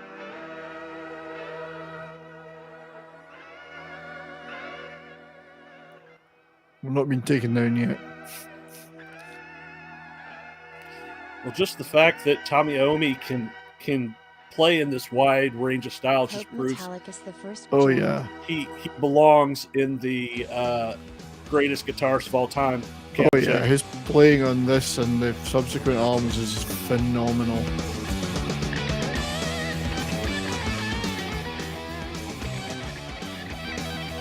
And Ozzy's saying, well, it's not Black Sabbath. I don't know, it sounds like Black Sabbath to me. But just such a great singer. You beautiful little man. Anyway, don't want to risk too much on that one. But next, so Heaven and Hell, fucking phenomenal album, and they toured and he got accepted, which he was worried about. Dio was worried about getting accepted. There was a riot in Milwaukee, though. If I find that article, I didn't know about this, but did they throw cheese? They throw cheese and hockey pucks. I didn't know about this, but there was a Black Sabbath fan riot in Milwaukee. Things got thrown. Somebody threw this was the tour of Blue Oyster Cult. God, I wish I'd been able to see this. I was in the military and getting the gigs was hard at this time. But there was such a long wait for the bands to come on. They played a couple of tracks and then somebody threw a bottle and it hit Geezer Butler and basically he had to go to hospital. Poor I'm surprised he noticed because he was so drunk, but you know. Dude's been put through the ringer, even lately too, up until a few days ago. So the man's had an incredible life. He has, but Butler himself said, because they were just debating whether it was malicious, he said, the guy would have to be an incredible quarterback to hit me with the lights down. How would he know where I was? Oh, yeah. No, he saw the situation for what it is. He could have easily made a whole fuss about it, but he didn't. Yeah, but the band went off, crowd freaked, they wouldn't go back on, and shit happened, and the place got wrecked. So And the reaction to that was the mayor or the police chief banned drinking at subsequent gigs, which lasted for all of about 2 gigs. Yeah, in Milwaukee. Yeah, exactly. Nice try. We saw that one with Prohibition. Yeah, so they had a little bit of it, but none of this was directed towards Dio as he was fearing. It was all more directed towards the fact they were fucking an hour and a half late getting on stage. So, well, they must have lost their dealer and they're trying to find him. But not that Dio did. Dio was a pot and drinking man. He wasn't into the harder stuff. Well, so he says. But so, yeah. Any final comments on Heaven and Hell before we move on to the Mob Rules? I'm ready to transition. You're ready. Is your body ready? And it was always huge success as an album. Major success. Put them right back on the map. And tons of credit. Huge cultural, as I mentioned much earlier in the show, is a huge cultural influence on where traditional wave heavy metal was going, because it really got bands to like really need to up their game. Yeah. Well, like I said, whether it's the Saxons or Accepts of the world, everyone's paying attention. They realize, all right, we need to see what these guys are doing. We need to compete against that. And it's great because when they got influence, everyone else wanted to up their game, and everyone's amongst their whole peers was putting out. What the fuck? What the Who's hell joining? is that? Oh, it's Pope is Pope's back. He's back. Oh, I heard a weird like lady's voice. I'm like, what was that? Yeah, that's not Alexa. That's our. That was Pope's voice. Yes. It's our Lady Hal. He's running an OnlyFans in the background. Is that how this company works that we're streaming through? Is that how this works? That's right. You gotta pay the bills somehow, right? He's running an OnlyFans in the background. Yeah, so. It's Lady Melon. Lady Melon. All right. Okay. I get it now. My internet decided to take a dump, so. So guys. So would you guys like to give me your initial impressions of the Mob Rules? Given it had a lot to live up to. You guys go first. I'll go last. Because I'm going to put a poll up on the stream while we're doing it. Well, again, an album that really doesn't have a bad track on it. Mm-hmm. Indeed, it's. I can't find any weaknesses. Yeah. I mean, this is one of those albums. I will not play individual songs off this record. I will just put the record on and then leave it. Yeah, that's a great point because I do that too. I just play these 2 albums. I play them start to finish, and I play them in the car just to annoy my wife, who doesn't really like metal. And the more, and she does like to talk in the car, so I just keep turning the volume up. The title track. I'll say the title track of this also has a big crossover significance to me because it's also in my favorite soundtrack of all time. Heavy metal. Yeah. Oh, heavy metal. Yeah. That was actually the first time I heard this song because I've been listening to that, or I've been watching that movie since I was in high school. And then someone was like, "Oh yeah, it's an album by Black Sabbath." I'm like, "Huh?" Immediately ran out and bought the album. I love the cover as well. I mean, it's. I don't know who drew it, but it's fucking awesome. Yeah. It's a very metal cover. It is. The funny thing is, from a distance, I used to think it was some kind of washroom with urinals on a cassette, because I had the cassette. I thought, is that a wash bathroom with urinals? No, it's demon ghosts. This is why you buy vinyl, kids. You get the big picture. You get the big. This picture actually is from the deluxe edition I got recently on vinyl. Oh, Greg Hildebrandt is the name of the illustrator. Okay, no, I didn't know that. Yeah, I didn't either. Oh, he's born in Detroit. Nice. Oh, take him to Detroit. Well, you know what you know what we should say to him for that then. If he's born in Detroit, we have a clip for that. It's this one. You have our gratitude. Who hasn't gone on their thoughts on this album? No one? Am I the last? You go, mate. Yeah, you go. Well, I'm doing this poll. So, okay, for me, this album, like Pope Metallica said, I am one of those guys. Not only do I just leave it going, I will straight up not listen to it if I'm if I know I'm gonna be on a shorter drive, because to me, I can only listen to that way. Like I will straight up like if I know I'm gonna have any way, shape, or form where it gets interrupted, it can only be done in that album because the way it flows, like we'll turn up the night into Voodoo, and then goes into the power ballad of the Sign of the Southern Cross, and then the E5150 interlude straight to the absolute banger that is The Mob Rules, because the album's called Mob Rules, but the track is called The Mob Rules. That's right. Yes. It goes Good point. into Rockers with Country Girl, and then Slipping Away, and then you get another dark power ballad with Falling Off the Edge of the World, and then the epic close with Over and Over. The flow of it is just, it all goes so well together. Every track goes right into the next, right to the next, and it feels very smooth the way it goes with the faster into the somewhat slower. It's not like like ballad. It's like it's still heavier type of ballad, hence the term power ballad. But wow, and I love Vinny Appice's drums on this album. Man, he absolutely crushes this album, especially in stuff like Country Girl and Slipping Away. Vinny is a powerhouse of a drummer, and to me, he's up there with the upper echelon, not just of metal drummers, but just with drummers, period. And also, this is something I not discovered until this very year, about a month ago. So way back in the day, there's a very popular video game called Maximum Carnage, and I used to play that game a lot because I was obsessed with Spider-Man. And there was a level in there where you fight a bunch of the villains like Shriek, Carrie, and Doppelganger.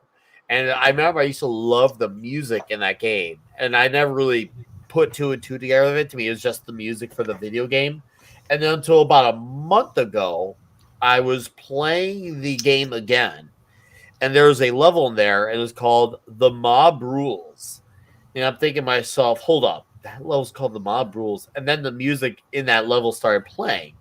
I'm thinking, hold up, no, that can't be. And then also I decided to look on YouTube, of course, like every other YouTuber does. You go to YouTube, and the level of the music for the level was basically ripped off of Black Sabbath's The Mob Rules song. And if you ever go look it up, folks, for those who are in the Maximum Carnage game, you could hear that whole track from the video game ripped off the song. And there was no coincidence, especially with the video game level is called The Mob Rules. But it blew my damn mind to know that all this time since I was, let's see here, I discovered Maximum Carnage when I was 8. So technically, even though I didn't get into metal until a few years later, I knew I was meant to be with Dio Era Sabbath when my first proper introduction, unintentionally, was Dio Era Sabbath by way of the Maximum Carnage video game. So technically, Dio's been with me longer in a way than Ozzy has. Even though I discovered Ozzy by name first, Dio's introduction was first because of that video game. Yeah. So, whoa. Hello. But anyways, yeah, right.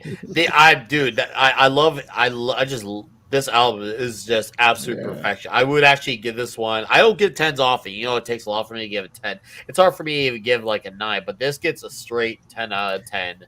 Perfect album, and it still sounds massive. You hear all the instruments equally. No one drowns out the other. It's just the sound is massive. It feels like it's meant to be played in big, loud venues. And Tony Iommi, he is a riff god in this thing. He is. Every riff you can remember instantly.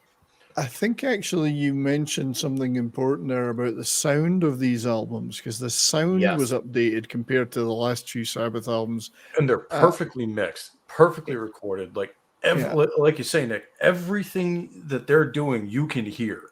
Yeah, and it's absolutely glorious. And Martin Birch was the producer that they brought in, new producer to the band at that time, who had decades or long experience with the Blue Oyster Cult, Fleetwood Mac, Whitesnake, Rainbow. He'd worked with Rainbow, and he had a much better sound, I think, than whoever was producing the previous 2 or 3 albums. And Probably why we know who Martin Birch is as a producer, and we don't know who produced the previous he 2.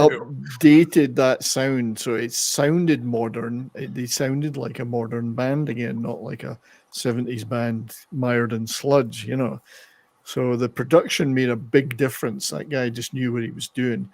Vinny, there's Vinny, of course, great drummer from a drumming family because his dad, Carmine, sounds like somebody at the Sopranos.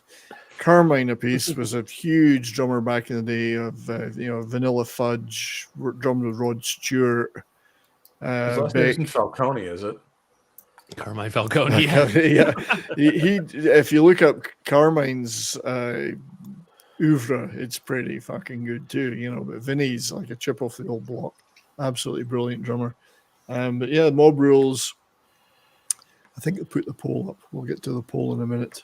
Yes, check out the poll, guys. And I love the nods on this album too to the older Sabbath sound, like you say, Nick, with some of the slower tunes. Like "Sign of the Southern Cross" is straight 70s Black Sabbath. Oh yeah, and it's beautiful as a result. Beautiful song. I love this. I was mesmerized by it as soon as I heard the first like 3 bars. I'm like, ooh, okay, yeah. And of course, Dio's really giving it this at this point, and with the hand signal and bringing that into popularity. Songs like that, particularly, were perfect for that kind of stagecraft. Excuse me, but that for me, I like a track like Country Girl. You look at that and you think, well, that title, that's going to sound like some kind of Neil Young thing, you know.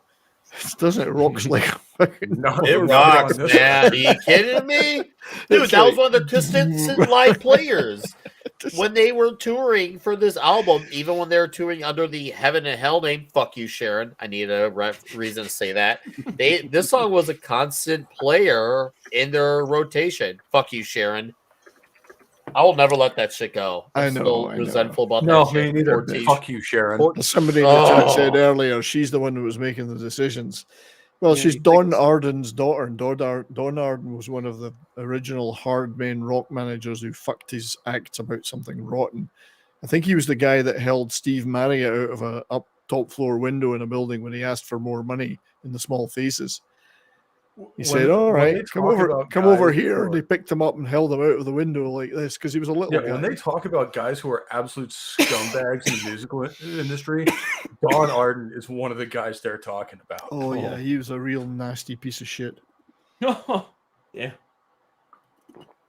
Still, he had some great bands, man. It's like ELO or whatever. But yeah, I think he was Black Sabbath manager at first. Yeah, he was. That's how he and Ozzy, or Sharon and Ozzy, met. Ruthless fucking guy though, and she's cut chip off the old block. Anyway, Christian. It's not called show friends; it's called show business. So Christian Delorme, our good buddy, has yet again given me the tip. He says more of a tip this time. He tipped $2. I lied. It's not just a tip; it's 4 inches.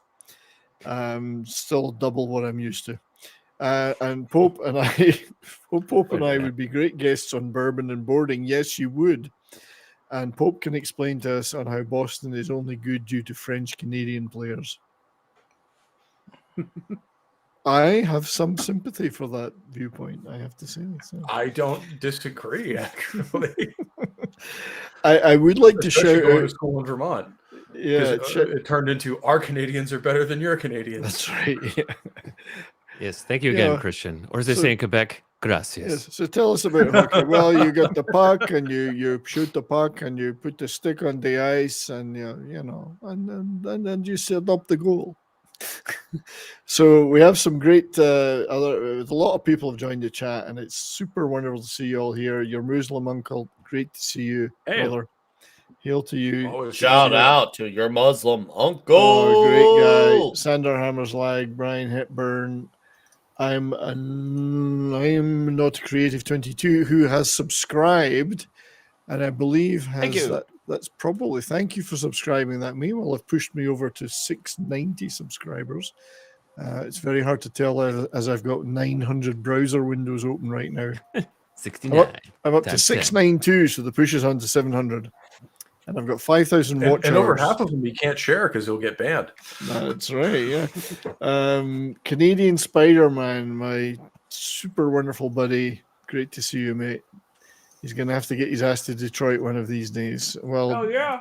then your ass will be toasted in Detroit, I'm sure, and then thrown into the Detroit River. Because that's I what can it's have all like my in drink. Detroit. Well, we're going to have to do some kind of meetup for us Northerners, so it's going to have to happen. No, not Detroit. Fuck it, I got to play that video. I got to play it again. I'm sorry. Take him to Detroit. No! No, not Detroit! No! No, please! Anything with that! No! Shame it keeps stopping because this is so funny. Anything By but the that. time we meet up, Delta City will be finished. That's right. It will. RoboCop will be there, and so back to the photographs. I have a photograph. Yes, a get to the picture. photographs. Let's Zonder talk knows all about about the cover and the artist for this. Who knows? Xander Xander? Hammerslag. Yeah. Oh yeah. Yeah. So he there's beat me the to it. That's the gatefold of the deluxe, by the way. It's some really detailed sleeve notes. That is beautiful. I caress it every day. I bet you I would could. too. I actually get the record player set up in the behind me here, and it plays through my Vox guitar amp, and it sounds fucking awesome. So Nice. Fistful of Yen, yes, one of the great parts of Kentucky Fried Movie. Fistful of Yen. So Sander knows his stuff. There are many others have joined the chat, and I know I'm going to miss you all. I'm sorry because my producer, my co-executive producer Darius, is falling behind with showing these chats. I put him up, and you take him down. Do I? All right, I'll leave you to it then. You're the boss. It's all yours. I know Brettis Day was here earlier. I just want to shout him out because he's one of the New England crowd. So always good to see you, man. I've hung out with him many times, and one of the best dudes you'll ever meet. So anyway, this album was a super delight because obviously after Heaven and Hell, you're thinking, well, can the second one ever be as good? And it was just as fucking good. As Nick said, if Heaven and Hell's a 10 out of 10, this at the very worst would be a 9.95, and it might as well be a 10. I can't think of any flaws on it, so it's got to be a 10 too, And also, like Nick said, we're guys who don't give out 10s that often. Like, No. Even like You don't something just like get I that Love score. As much as like some of Sabaton's release, I give that a 9 point. Both of these a 9.2. And they're some of my favorite modern bands that I listen to constantly. Got to be a 10 But too. this is one of those. And also, like Nick said, we're guys who don't give out 10. No. But he's right though. We don't. It's to have that score really truly means something. It also means like, and that's something I see with a lot of journalism nowadays. They give out 9s and 10s way too easily on albums, and that's not to say that the albums that they give them to are bad albums, but they're just overhyping them. And to me, like, to be very fair, I don't feel like those type of scores aren't given to the best albums right away for most of them. Now, some of them might be, but I truly feel like these are type of albums that you really judge them on that high of a score when you've gone back to them over and over. No pun intended of the closing track on Mob Rules, but it really, to me, you really judge it because the thing is, a lot of these critics they'll talk about how an album's a 9 out of 10 or a 10 out of 10, but you won't ever hear them talk about or rave about it again. Like, and if you even ask them, hey, no one's not they'll listen once. I get there's a lot of albums coming out. There's a lot of stuff competing nowadays. I get the market is a lot more saturated, but to me, if you really love something that much, to me that would make a 9 or 10 more worthwhile. Like, to me that score is just a lot harder to value is all I'm getting. But once again, Vinny Appice here on Country Girl. So let's see if we can get away with a little clip on this, and hopefully just a tip. Just a tip. Hopefully we have got the audio shared. Yeah. It is. I'm getting a lot of buffering today. As somebody said earlier, there's some buffering issues on YouTube. So fuck you, Mama Susan. I mean, YouTube is wonderful. I applaud everything they do. There we go. See what we can get away with. This part, there's no music, so we should be okay. Oh, don't do this to me. Don't keep buffering. Thank you. I'm sorry about this, guys. The buffering is... Our captors strong. have informed us that this is all we're allowed to say right now. It could be. The actual stream itself is buffering, I think, on YouTube as well. So, yeah, we're struggling a bit. We are struggling. Seems like YouTube's having a rough day. It is. YouTube is bipolar. And also probably, you get a lot of people are still probably off at the day after Christmas. So probably a lot more people are at home watching shit than usual than they usually can handle. Even though they're considered big tech, they still have their limits. I also wouldn't be surprised if the weather had something to do with it. It does. I like what Union of Amateur Strategy says is the cheering is copyrighted. Probably in YouTube Yes. it is. Yes, it is. We're not getting this shit. You know what? I'll pause it. We'll pause it and let it catch up for a while. But this is a Heaven and Hell live gig, I think. So, Yes, that's when and that's definitely an era that I can't wait to touch on later because it was, I'll save it. I'm saving it. I'm not going to go on a tangent that derails from our mob rules. It's hard not to. It's really hard not to. Well, especially because all of that stuff, especially the animosity and the bullshit, was born in this period, and you're just kind of like, I can't. Right? I want to, but I can't. No, I'm going to have to pass on that. Unfortunately, guys, I really wanted to hear It's okay, man. It's okay. I wanted to get at least everyone listen to Black Sabbath Country Girl. Done. Go to YouTube, listen to that. Or, hey, get all the albums. Hell, I've got them all on vinyl and digital. I used to have them on cassette too, and I got rid of those. At least I've only got them in 2 versions now. Yeah, the name sounds like you're getting a ballad or something, and it kicks you in the nuts. That's right, yeah, because that's the first thing And I thought I was, think that's one of the Neil reasons Young's. I love it so much. Yeah, Is Neil Young's like got you songs say, like you sound like you're getting a ballad, and then it's just like, man, is that ever not what you're getting? Yeah. It might be that actually I'm just gonna if I disappear. No, there we go. I'm gonna stop sharing and hide all the screens I was. That might be causing part of the problem. But If yeah, we disappear, Chad, we knew nothing about the Clintons, and we are in perfect mental health. Thank you. That's right. So everyone's still here, though. I haven't killed anybody. Right, we're good. Okay, all 6 of you are here. Mob Rules, yeah, great album. And then, of course, things took a somewhat sideways turn in that the business affairs took over, and things started to go wrong between Tony and Geezer and Ronnie.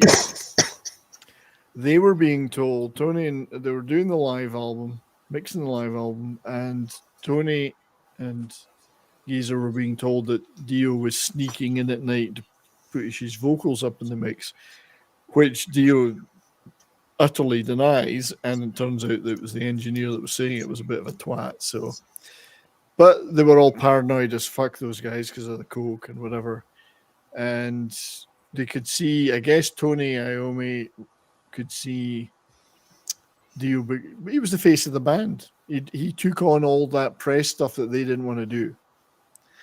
So the usual shit happened, personal differences, paranoia, business stuff. I want more, you want more. It's my band. I've been in it forever. You're new, blah, blah, blah. And so, in defense of Tony's position on that and the paranoia, that is something Ronnie James Dio has been famous for in every band he's in. And it's not necessarily because he's that big an egomaniac. He's just that talented and wants to do that much, but he ends up taking over whatever band he's in.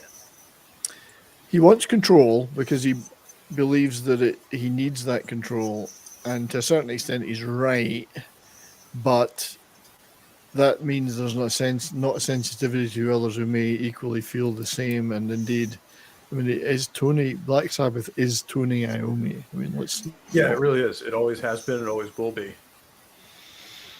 Yeah, and that's not a slight on the others, but Black Sabbath is toning out, and I can And if you want understand to them. include a second owner in there, it's Geezer Butler. Yeah, so he's the next most. Yeah, and I wonder how Geezer did feel though about finding that he'd really been in some ways relegated as a songwriter as well. I can't help but think that that was part of fueling that, like you say, paranoia of, well, he's taken over the band because like he's part of the writing team now. We don't get to write, like Geezer didn't get to write the lyrics as much anymore. Like he's having more of an input on the mix, which it used to be Tony and Geezer mostly. So like I think if they'd had a more involved singer from the start, like Judas Priest did with Rob Halford, I don't think this would have been a major issue. But since they came up with a guy like Ozzy Osbourne, who was basically just a glorified, like, you know, say the line monkey. I've got some chocolate. Not to slight his musical performance, but I might be quite a while yet, unfortunately. But he would. Sorry, I was talking to the wife there. That was very intriguing. She's going to get me a cup of tea. She's very kindly getting me a cup of tea, but she thinks the show ends at 5, and because I've tried to keep it to her, this is never going to end at 5. So no. But yeah, go ahead, mate. Go ahead. Life goes on. I think if they had been like a more cohesive writing unit all along, it would have been fine. But when they're used to Ozzy and they've been with this guy for 2 years, and all of a sudden he's in charge of writing the lyrics, he's having an input in how the album sounds, all this kind of stuff. Whereas they're used to the guy who just shows up, sings the songs, and that's it. I think that fed into that as well as the Colombian marching powder. And they have, you know, most bands are in a box before the gig. They're like this, and then they go, "Let's do the show." Right? Thank you, dear. She's a lovely woman. Got me a cup of tea. The result of that poll is actually not that surprising to me. Simon there's Southern the Cross is an absolute monster. Yeah, I would be tempted to agree with that one. So 41% sign the Southern Cross, Mob Rules 33%, Turn Up the Night 12%, Country Girl 12%, and unfortunately, as I say, you may have wanted others, but dude, it's tough. Like of what you chose, like I went with Sign of the Southern Cross, and trust me when I say I did not make this decision lightly because I love Voodoo.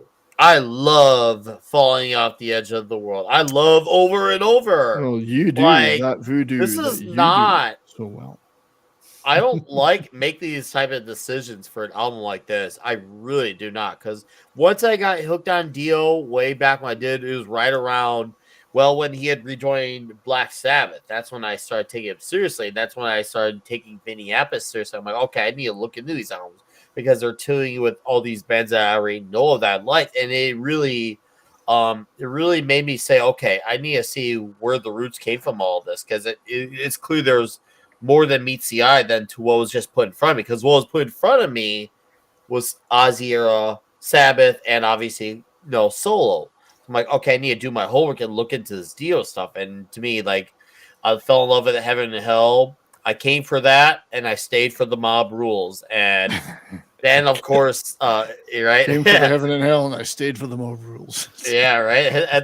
Remember that saying.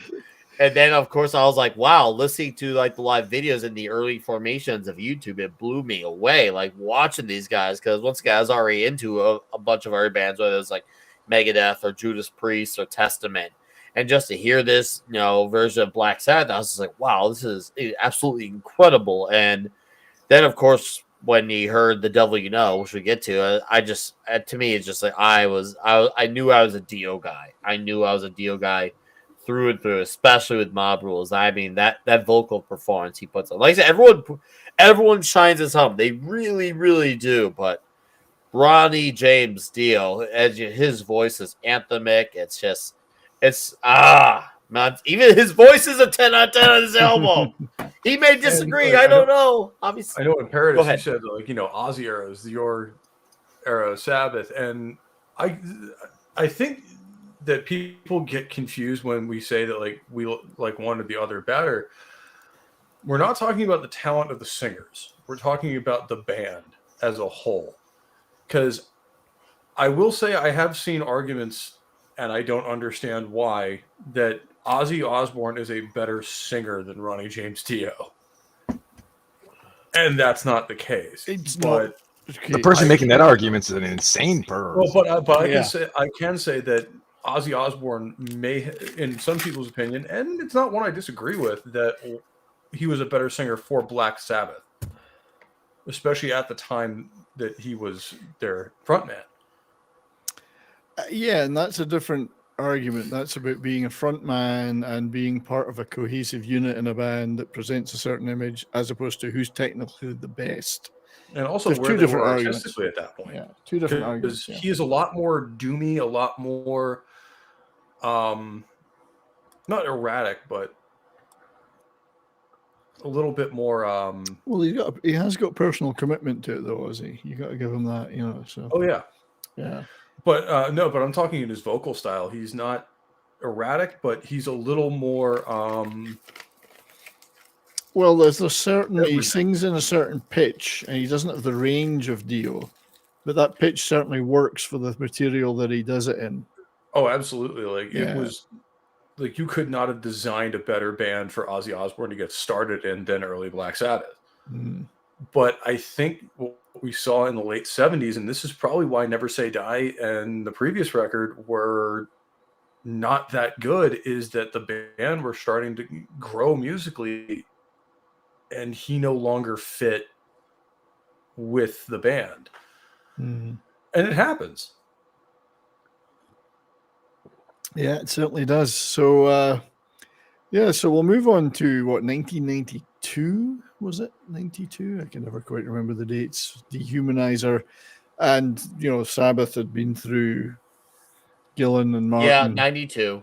Gillan and Martin and God knows what else. And I don't know how the idea came about for them to get back together again, but they certainly did. I think, if I remember correctly, Dio was on a break with Dio. Like they weren't doing anything for the minute.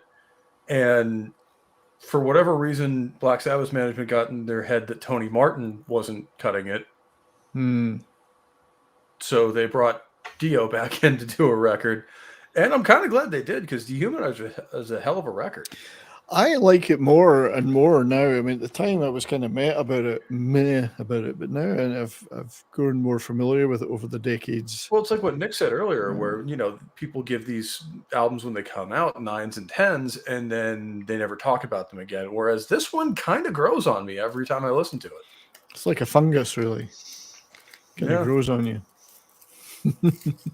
So and I've put a poll up for tracks on. I picked some tracks I think are the best ones on it, and they're probably not everybody else's, but the poll is up, so give it a go. For me, I like it. It's pretty heavy. I wouldn't say it was as good as the first two albums, but it's by no means a bad album, and it did have the Fantastic Time Machine, which is a great track and got them some wins. Or as Nick said earlier, After All the Dead is heavy. Dude, After All the Dead. Oh, see, that's my favorite song. And I wish I'd put that. I wish I'd put that on the poll now. It's okay. Titanic. Yeah, Brian agrees.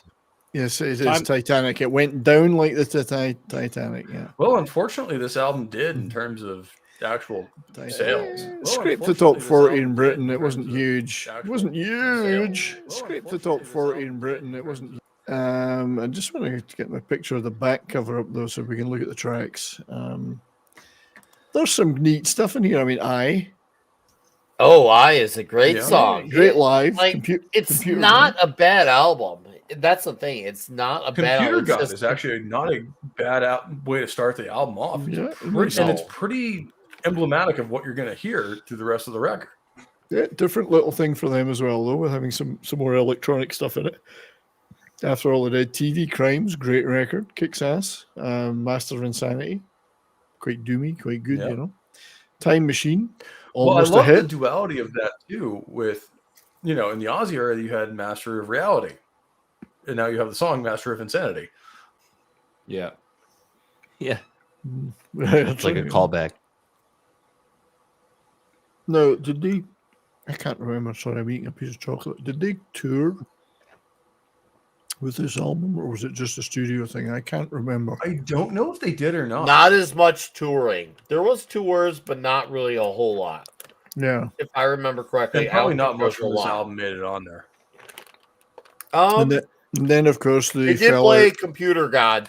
Computer God was played. I think I was played.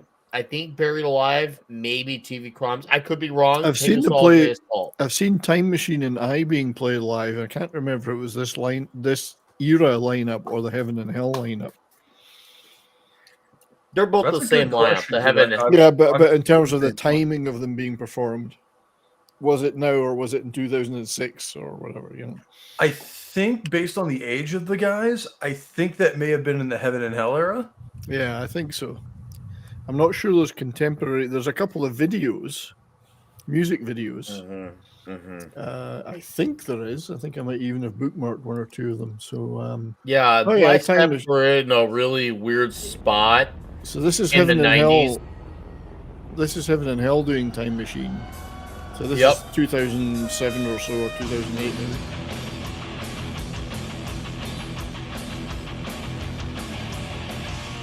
Great riff.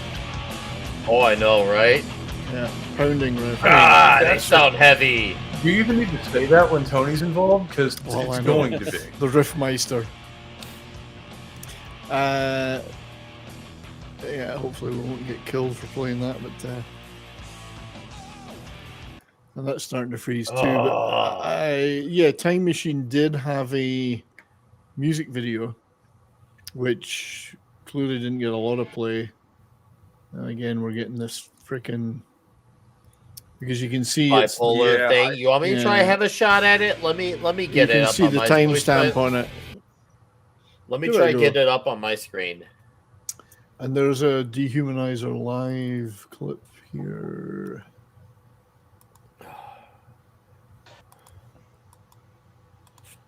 Again, yeah, I did. It could be me. I mean, I don't think so. We've got super wonderful internet, although God knows these days. All right. So there Well, are some clips available. I got one on my end. If you want me to try to share my screen. I will go for it. Yes. All right. Let me just test out and See make if sure it on my works side any it's all better. Yeah. working. Just so we can get a snippet of something from that album. Oh, it's working. Oh, we're gonna come. I promise. We're gonna come. I'm gonna come. So, all right. Hey, I live up to what I say I'm gonna do. So watch me come. NickWeiser joined. Okay, I will show that. There we go. Tell me if you get audio once it starts playing. Yeah, I've got audio. Yeah.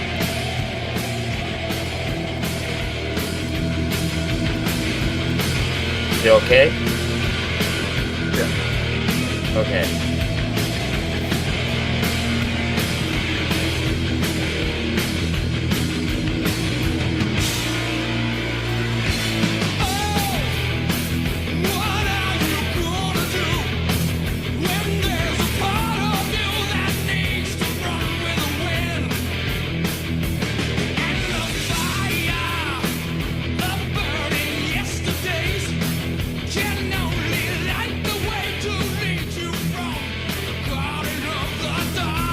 I'm just adjusting the volume to fuck with the AI.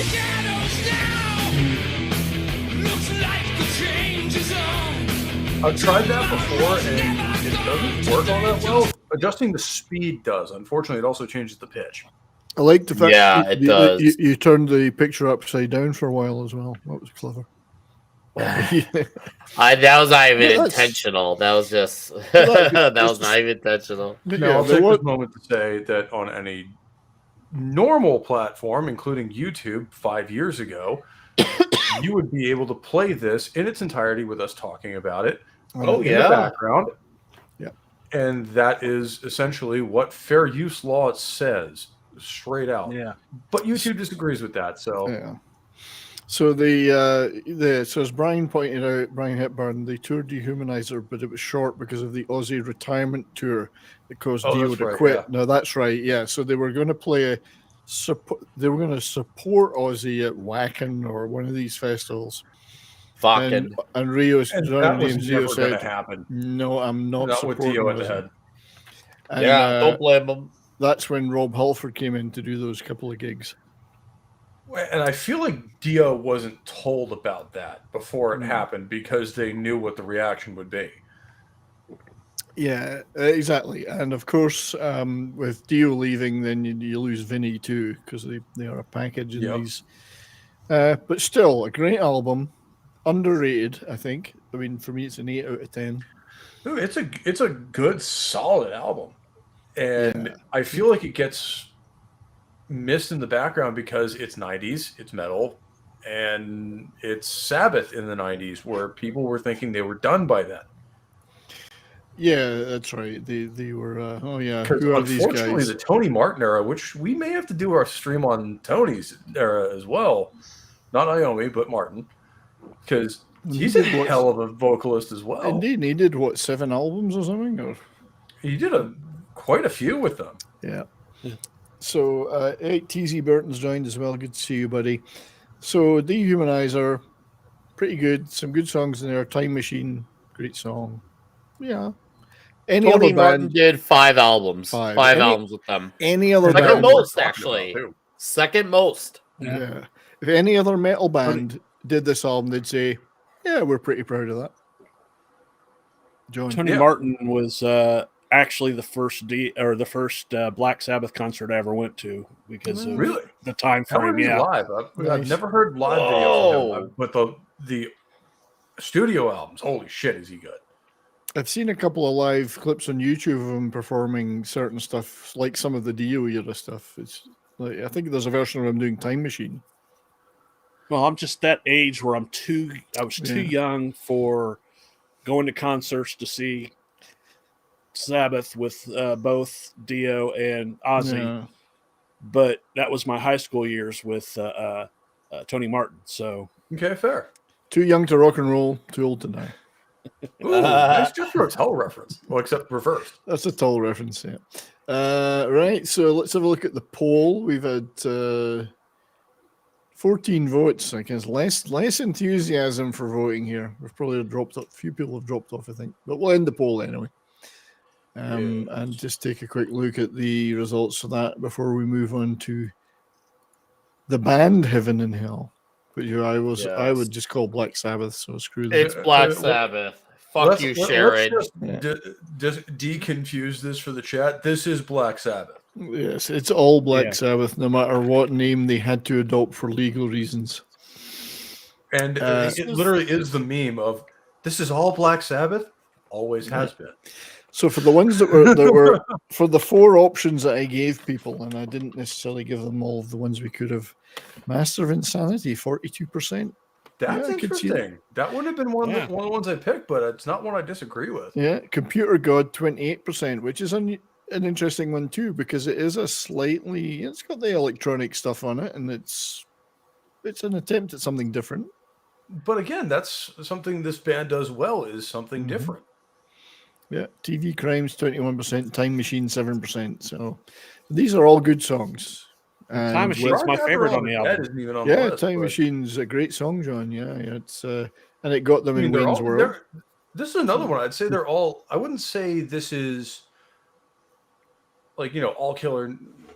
Well, I mean, it kind of is, but like it's not an all-time. They're not all-time classics. Everything, but it's solid enough, and there are songs. This is one of those ones that, like, even the ones you don't remember off this one, when you listen to the whole album like we did today, you kind of go like, "Oh yeah, I forgot about that one." Yeah, and there are songs there that you would, and I've been listening to it the last few days, and I'm thinking, yeah, some pretty good shit on here, and I would, they're worth repeating several times. It's a good album. It's a good album. It's just, it does not come anywhere close to the level of perfection that obviously now were Dio's predecessor albums. But even if you listen to an album like Born Again, Ian Gillan sang on, is actually a really underrated album, or the Eternal 7 Idol. Star album with Glenn Hughes. That's a good album too. It just wasn't the right album for them. It just, sadly, that I feel like in a better climate, it would have done better. But who knows? It's hard to say. It really is hard to say whether that is true or not. Or But even for his sure, or even his direct predecessor, the second time, with Tony Martin with The Eternal Idol. I actually, yeah. every time I Eternal spin that Idol's a record, good I find album. another one I'm a really a big fan of. Like I started out by listening to The Shining, which the riff in that is just monstrous.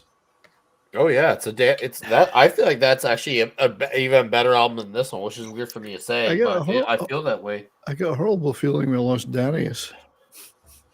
He'll be Where are- back. Where I'm are you, sure he'll buddy? get fixed later. He's having technical He'll issues. be back. All right, yeah. I It's, guess it's this a is an bad album day. you never. I'm sorry. This is No, an go- album you never want to press skip on. That you know every song is good enough that you want to listen to it. Yeah, I would say good point. it's like the on the same level as Mob Rules and Heaven and Hell. Heaven and Hell. But like you say, when you start listening to the songs, even in the middle, you're kind of like, yeah, okay. I mean, it was fairly derided at the time because of the era it was in and grunge and all that, but I don't care about that. I think it still stands up pretty well. Well, I mean, to the critics at And the time, also, the era stuff is a lot more of an American thing. This is Mm. something I've talked to a lot of overseas metal fans about. They say, as far as like the trends changing, that was a very American thing that happened. They would say, like a phase, let's just say, just to throw one off, not to go derail too far. New metal. We'll just go to new metal. We're not going to go to bands, but we'll just say that genre was huge at one point in the 90s. And there's bands that came and went. There's obviously some that stuck around. But there was bands who came right before that, whether it was in the traditional wave metal or the groove stuff or the death metal stuff. A lot of those bands went by the wayside in America, but they still maintained the same audiences in, like, we'll just say the UK for conversation's sake. It's just America is a lot more weirder about that stuff. Yeah, in the late 80s. I think you, me, and Imperatus had talked about this on the first stream we were actually on together. Yes. Where we were going into the 90s, and a lot of these bands were going to have to get paid big bucks. So the music industry manufactured a new thing. Yeah, And they were trying to the do that industry again. decided what they wanted to push, and it's weird because sometimes you would have bands or people that would write off bands just because they weren't what was put in front of them. When some bands would be putting up stuff that was up to par with what they had been putting up before, or just overlooked because it wasn't considered in, and that's really unfortunate because, like, let's just put a band like At the Gates or Carcass in the melodic death metal era.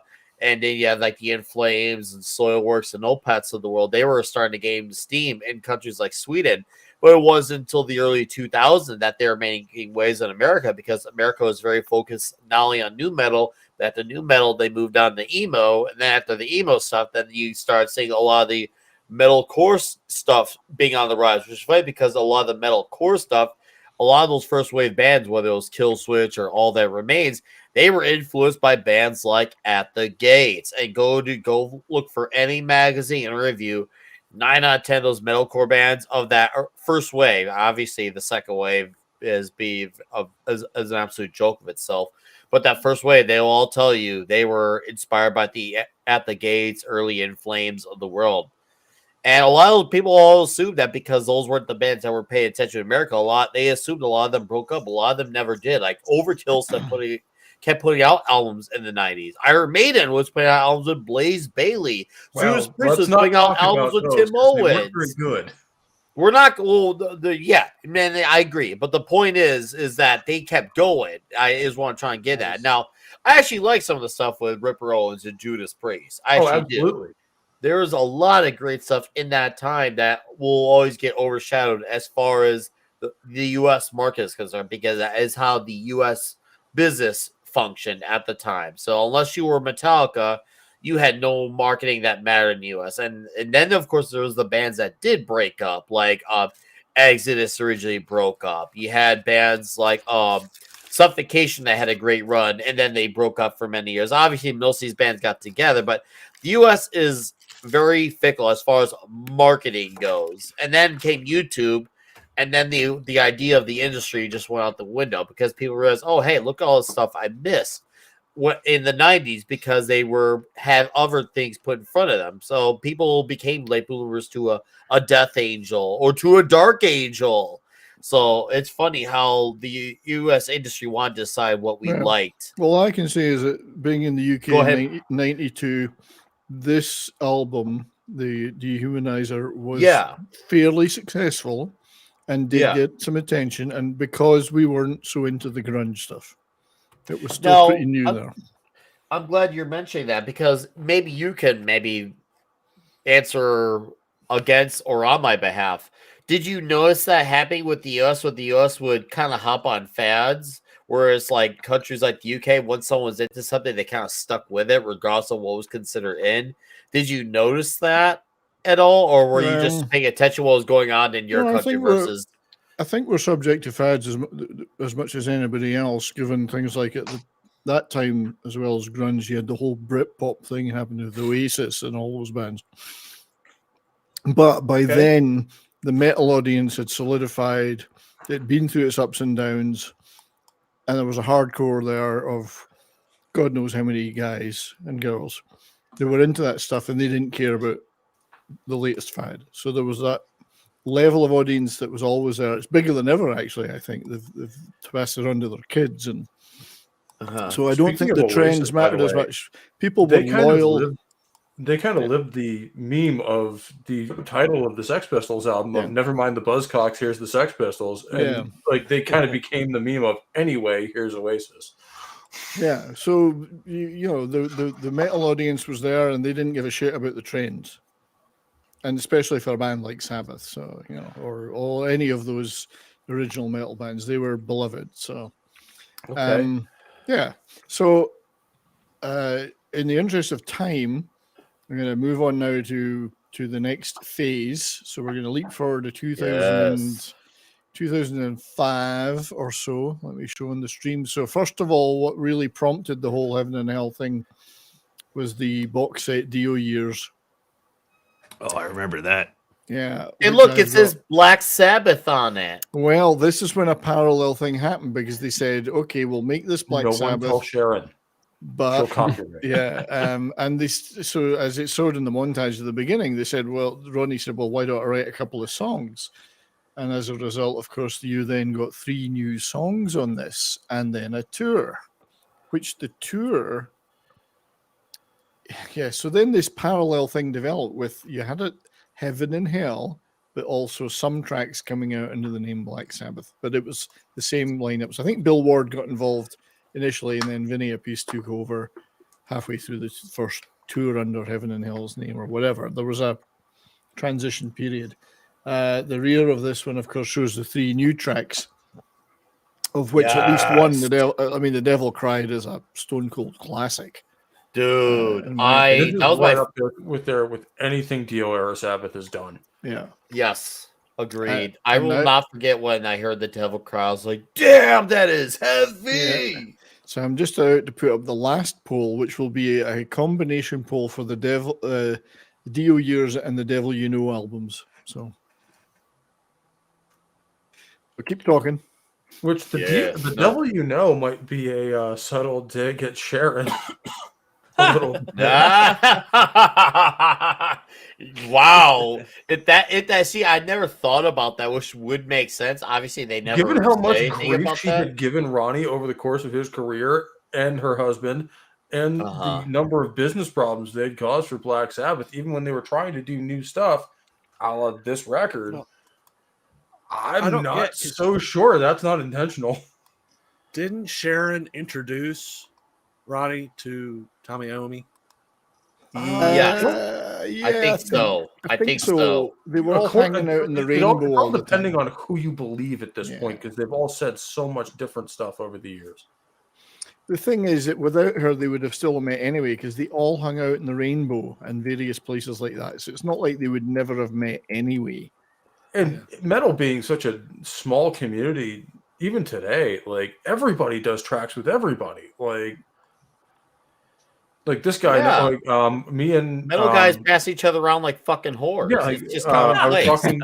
We were AIDS before AIDS, except we loved it. So I've stuck the final poll up, and I mean it's tough to pick 4 tracks because we're going to go on to talk about the Devil You Know as well. But I was talking about in the Racer X stream, there's a song on their second album that was actually originally written by Judas Priest, kept off of the record because they didn't want it for whatever reason. And that turned into Heart of a Lion that Rob Halford on his own then covered on one of Halford's records.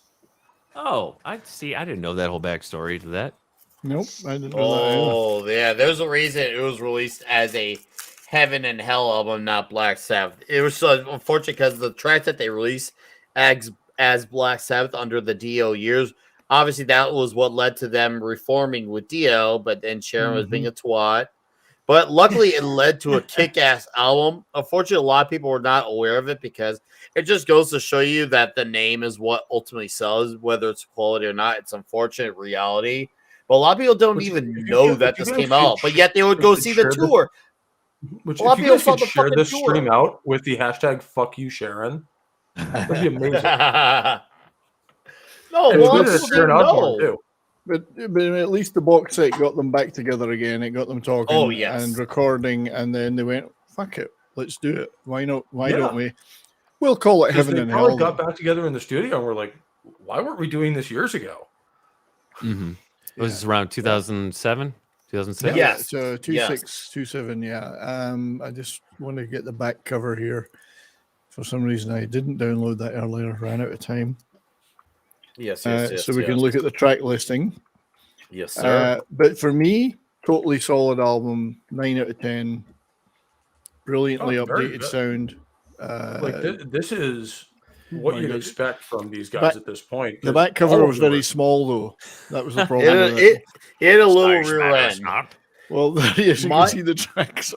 My favorite songs were "Eating the Cannibals" and what's the song that's after "Eating the Cannibals"? Let's but try that that 1-2 one punch again. of those songs, 7 and 8, "Eating the Cannibals" and the song after that were my favorite as what's made on the end. Now, overall, with this Heaven and Hell era, I hate saying that. I fucking hate saying that.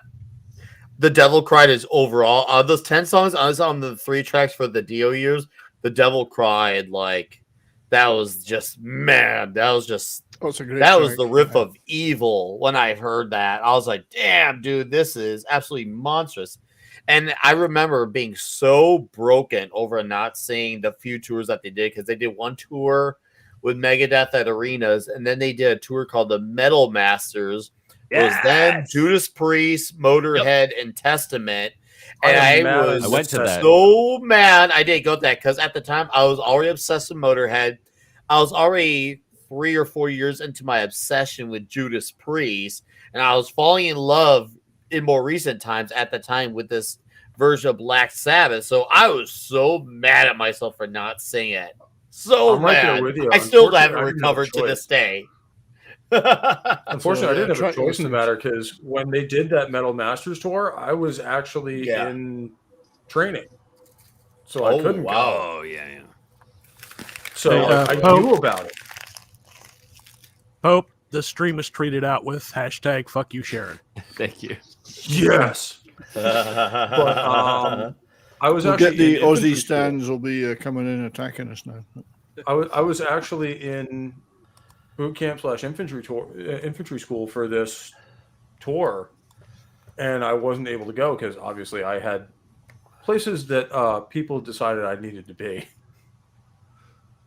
And Yeah, then, and that's unfortunately, why I've missed consistently every tour that I could have gone to for these guys Ooh. because things just like that. It never worked out for me. yeah, Vince and Womack it's knows one of the what's reasons I never up. saw Follow the Motorhead. Tears. Oh, Follow the Tears is so good. Yeah, And because unfortunately, I never saw Motorhead live, and I really, really regret that because like, that was one of those bands that's one that's of like once, yeah. their, I was very lucky. their sound is so different live, and it's so much better. So just like to encourage everyone to go vote in the poll that's there right now. It's a very limited number of tracks from the this era.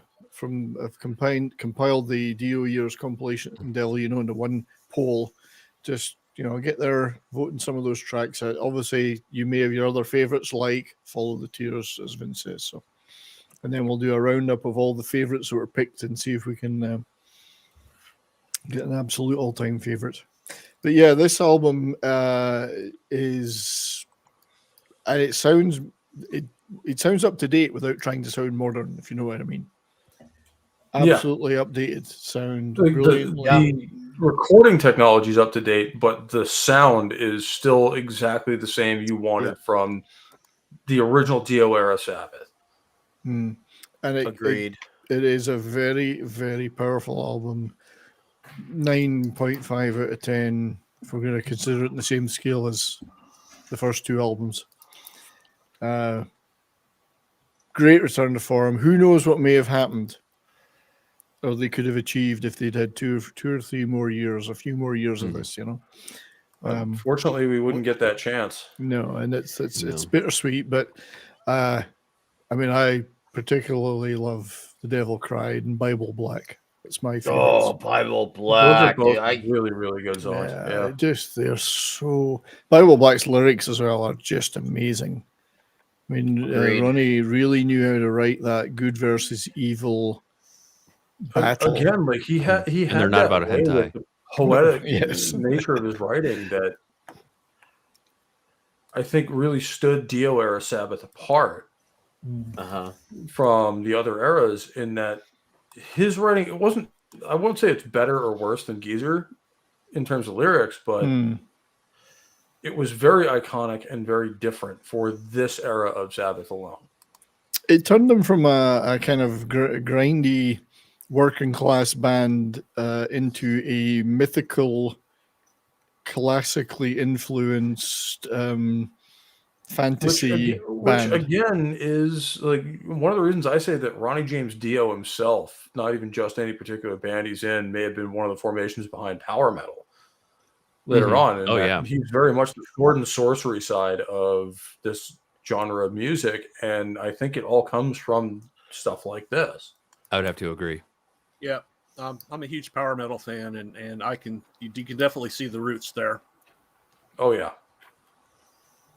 So yeah, we've only got 8 votes in this poll. There's at least more than 8 people watching. It just goes to show you how little people are aware of the album. That I think that's what it is. I don't think it's anyone dismissing it. It just goes to show. It could be, it could be. A lot of people were not aware that this even came out. I talked to a lot of people who went to the tours, had no idea this album even came out.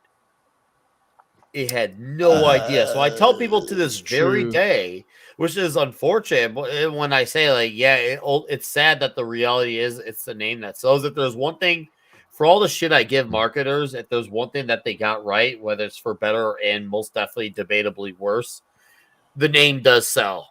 It sucks, but that's just the truth of it. And trust me, no one likes conceding to that more than I do. But this album proved that, because the 20,000 people, hypothetically speaking on the number, that's just figurative, they loved it. They absolutely loved it. And they played songs from it live. A lot of people didn't even know, but the people who knew about it loved it. Like, at least like when, like, let's just say Judas Priest back in 2018, when they put out Firepower, people knew. Even if the old fans didn't listen to it, because some people are just stuck in the past, they at least knew there was a new Judas Priest album. And Priest went on to not only have that be a mainstay where a lot of songs became staples, but they could rotate a few songs off of the album. But people at least knew there's a Firepower album out there. A lot of people did not know the Devil You Know was a album that came out all because they couldn't use the name Black Sabbath. But they couldn't use the name Black Sabbath. It's amazing what a difference that made. But they played some phenomenal phenomenal gigs. That's why Sharon did this, is because they would be way more popular than Ozzy was at this time, because Ozzy hadn't released anything good in the last decade or so.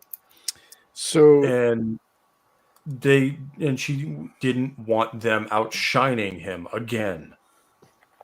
I have an anecdote about this album art.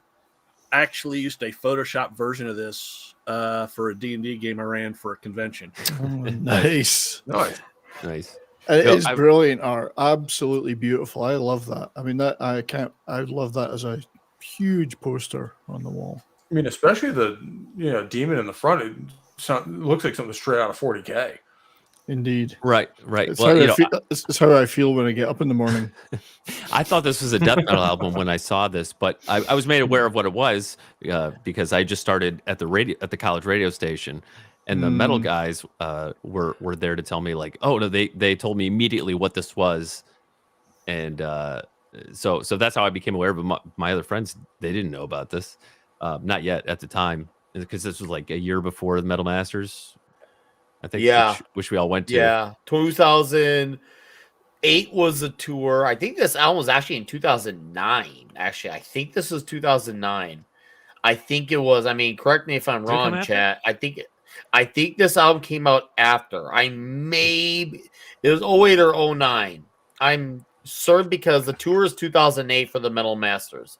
Metal Masters was 2008 because that was a few months after I just discovered Testament, because Testament had their lineup where they reformed with 4/5 of the original lineup, and they put an album at the time called The Formation of Damnation, and they had Paul Bostaph on drums for the album, who was in another great classic thrash band called Forbidden. And if anyone in the chat doesn't know Forbidden, they should, because they used to originally be called Forbidden Evil, and they also had a guitar player that some people may have heard of, some guy named Rob Flynn, and he used to be in Forbidden before he was in Machine Head, before he was in Violence, he was in Forbidden.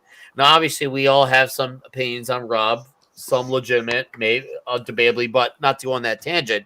But that was a big deal for them to have Paul Bostaph on Testament. And yet, Testament toured with Motorhead, Sabbath, because I'm going to say Sabbath, and Priest. And yeah, it was a huge tour. Everyone and their mother knew about that tour. That was a Metalhead. Yep. But the album was freaking, what's the word here? Oh, damn it. Tumbleweed compared to the tour. The news of it, the reach of it. It's almost like Sharon Osbourne was doing Suppression before Big Tech was doing Suppression. The only show I'd consider bigger than that tour is the limited number of Big Four shows that were done. Yeah, and that was done intentionally, though. That's the thing. Lars Ulrich was always upfront about that. I will go in there. We can always talk about the later, but there was a reason for that, why it was limited. So I'm going to wrap that poll up, and then I'll do a final one of the winners of each of those. So this one, because I will unfortunately have to start winding us down soon. Otherwise, Otherwise, I'll never get out of this chair again. Well, your health is more important than a show. So. No, this is so good though. We could do this for days. But hang on. If I can just get this bloody thing to post. There it is. Right. So not surprising in this one, Bible Black comes out on top with 33%. That's the one I would go for. I would actually do it in those two orders too. Devil Cried as well, 25%. Turn the Screw, Rock and Roll Angel. And well, there's other tracks we didn't cover, but those are all kick-ass songs. With that order. They're pretty good. It's a great order, yeah. I have great taste. I would put Bible Black and the Devil Cried, but that's just my choice. And it's that close if you think about it.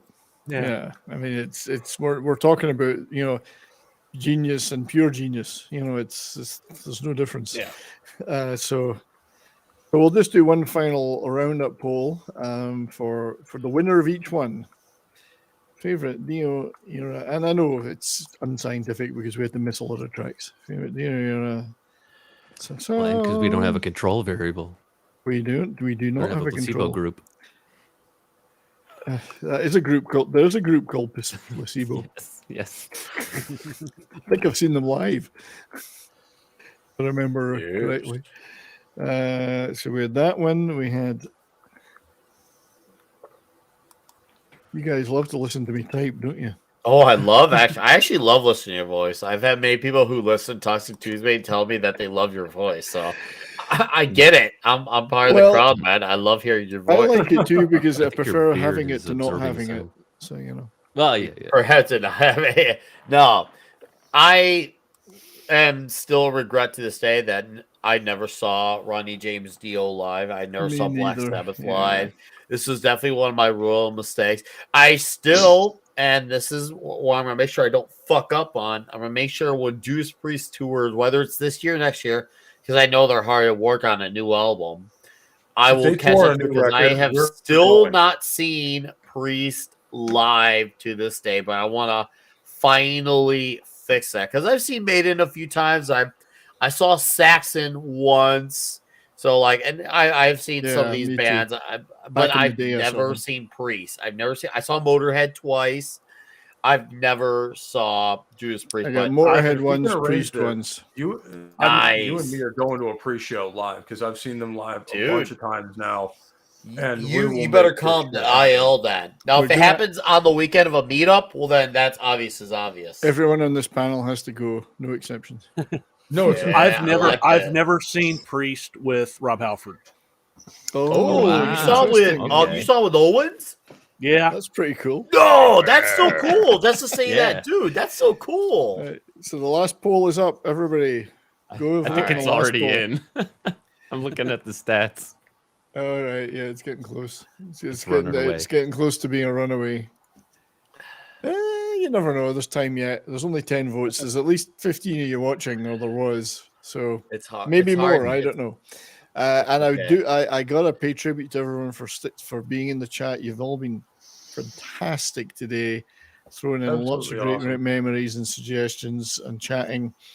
Really, we do appreciate it very, very much. Thanks for Same here. supporting us. Thank you for all the tips as well, Christian. And as much as you probably- guys are watching the show, you guys are part of the show too. That's Like, exactly, some of the yeah. comments you guys make absolutely. Well, dwarf I don't whatever know we're much. saying. I don't know much, and these guys in the chat are telling me stuff, and that's great, you know. But yeah, the participants, it's not a sit and talking; it's either both directions. But you've all been really fantastic today, and this is the kind of show we want to do for you, you know. Yeah, Anytime everyone- you say I don't know much, you have to say like Aaron Neville. I don't know much, but the Neville brothers.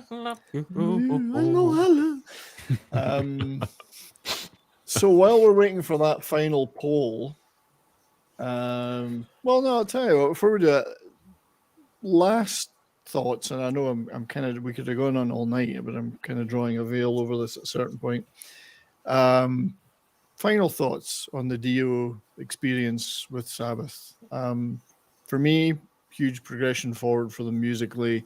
They made some of the most outstanding songs in rock history. Very emotional now when I listen to some of them for me. And I think it was the perfect, like, I love that clip in the montage where the guy said it was forged in stone millennia ago that this was going to happen. That's how it feels to me. No, I think you're Well, absolutely right. And Go ahead, it's Pope first.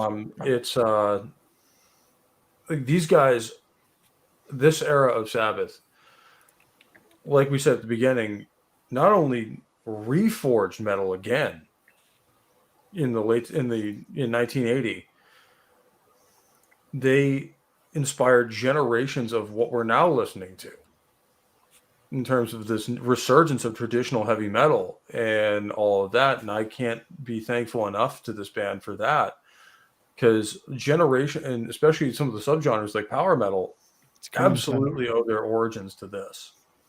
And I can't thank this band enough for having done that the way they did. Even though they weren't together around together for very long at any one incarnation. That's right. Collectively, short time periods, but massive impact, in my opinion, and lasting impact. Well, John, as I said, this Heaven and Hell was the very first Sabbath album I bought, and so Dio Era Sabbath is my Sabbath, and it's always going to be my favorite era of Sabbath, regardless of how good Classic Sabbath is, and Classic Sabbath is amazing. I'm still going to come down on if I'm going to choose Sabbath to listen to, I'm going to listen to the Dio era first. yeah, I'm the same, mate. It's my era of Sabbath, even though I was well familiar with them from years ago. That's the time I actually became a fan. Was in this era. Yeah, good call, mate. Imperatus, and we know how much you love Dio as opposed to Ozzy. So. I wouldn't say that. My thing, I kind of want to sort of agree with what Ozzy said in that one interview, that they should have called themselves something different. And well, there's a reason why I say this, because when I was growing up, And people my age at the time, 14, 15, whatever, were starting to check out Black Sabbath. It was already old at that time. So when we heard like, oh, there's a new Black Sabbath record, honestly, a lot of people I knew's reaction was, what, those old farts are still around? So maybe I think, at least with the circle of people I knew, that if they had a different name, those albums would have had a bit more of a impact at the time they came out. Well, after the fact is a whole different story, as people have gone back and right around to that tour you guys were talking about, that very last one. I know a lot of guys who dismissed the albums in the 90s that were all about that tour. Yeah. I get what you're saying. Absolutely. It's two different bands almost. Yeah. And you can love both. There's no. It's not that I dislike the Dio era. I'm just not as familiar with it.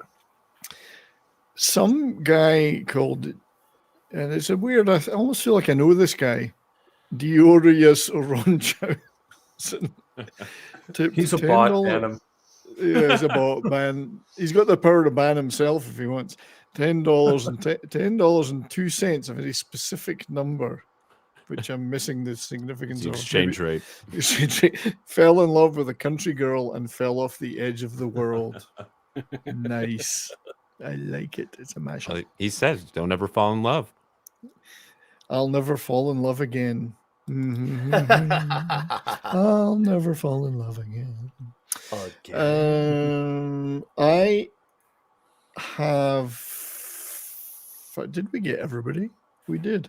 I have another. Yeah. So just before we go, I want to play and Sandra keeps reminding me. So back in 1974, Roger Glover did an album for an animated cartoon called The Butterfly Ball.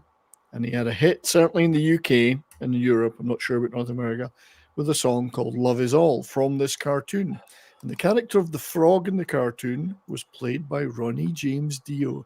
And he sang the song. And here is, if we get away with playing it, an orchestral version with Deep Purple and an orchestra and Ronnie James Dio singing this song live in 1999. If you've never heard the song, it's great. It's fun. It's a fun song. Totally not what you would expect from a Dio, but here you go. When I can share this without screwing everything up, and let's hope it plays because I've had these streaming problems. So here we go. This is Dio with Deep Purple and the orchestra. Love Is All. Well, hopefully we won't get flagged or it's freezing a bit. Everybody's got to live together. All the people got to understand. I'll see if I can get the quality down a bit so it might play. Forgive me. I was really looking forward to playing this as well. And love your neighbor like you love your brother. Come on and join the band. And all you need is Roger Glover. Sorry about this. We're so happy we're celebrating. Come on and let your feelings show. Love is all. Love is all. Love is all. Can't you hear the call? Love is all you need. Love is all you need. At the butterfly. So check that out if you can on YouTube. He did 3 or 4 songs on the album. One of them was a hit single. Is in the movie, his wife said that's the first gold record he ever got, and it's the single of Love Is All from like 1974 or something. And it's just so happy and joyful, and he doesn't do full metal on it. He's singing because he had a beautiful voice when he didn't. Great rock voice, but he could do other stuff. And it was Roger Glover.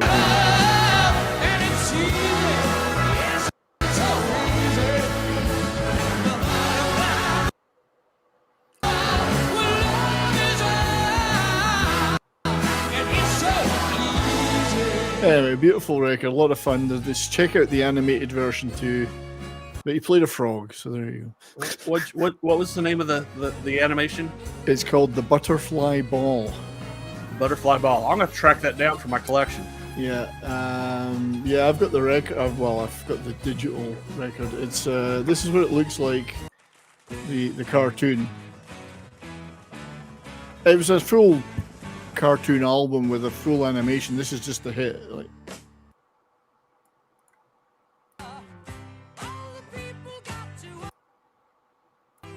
there we go.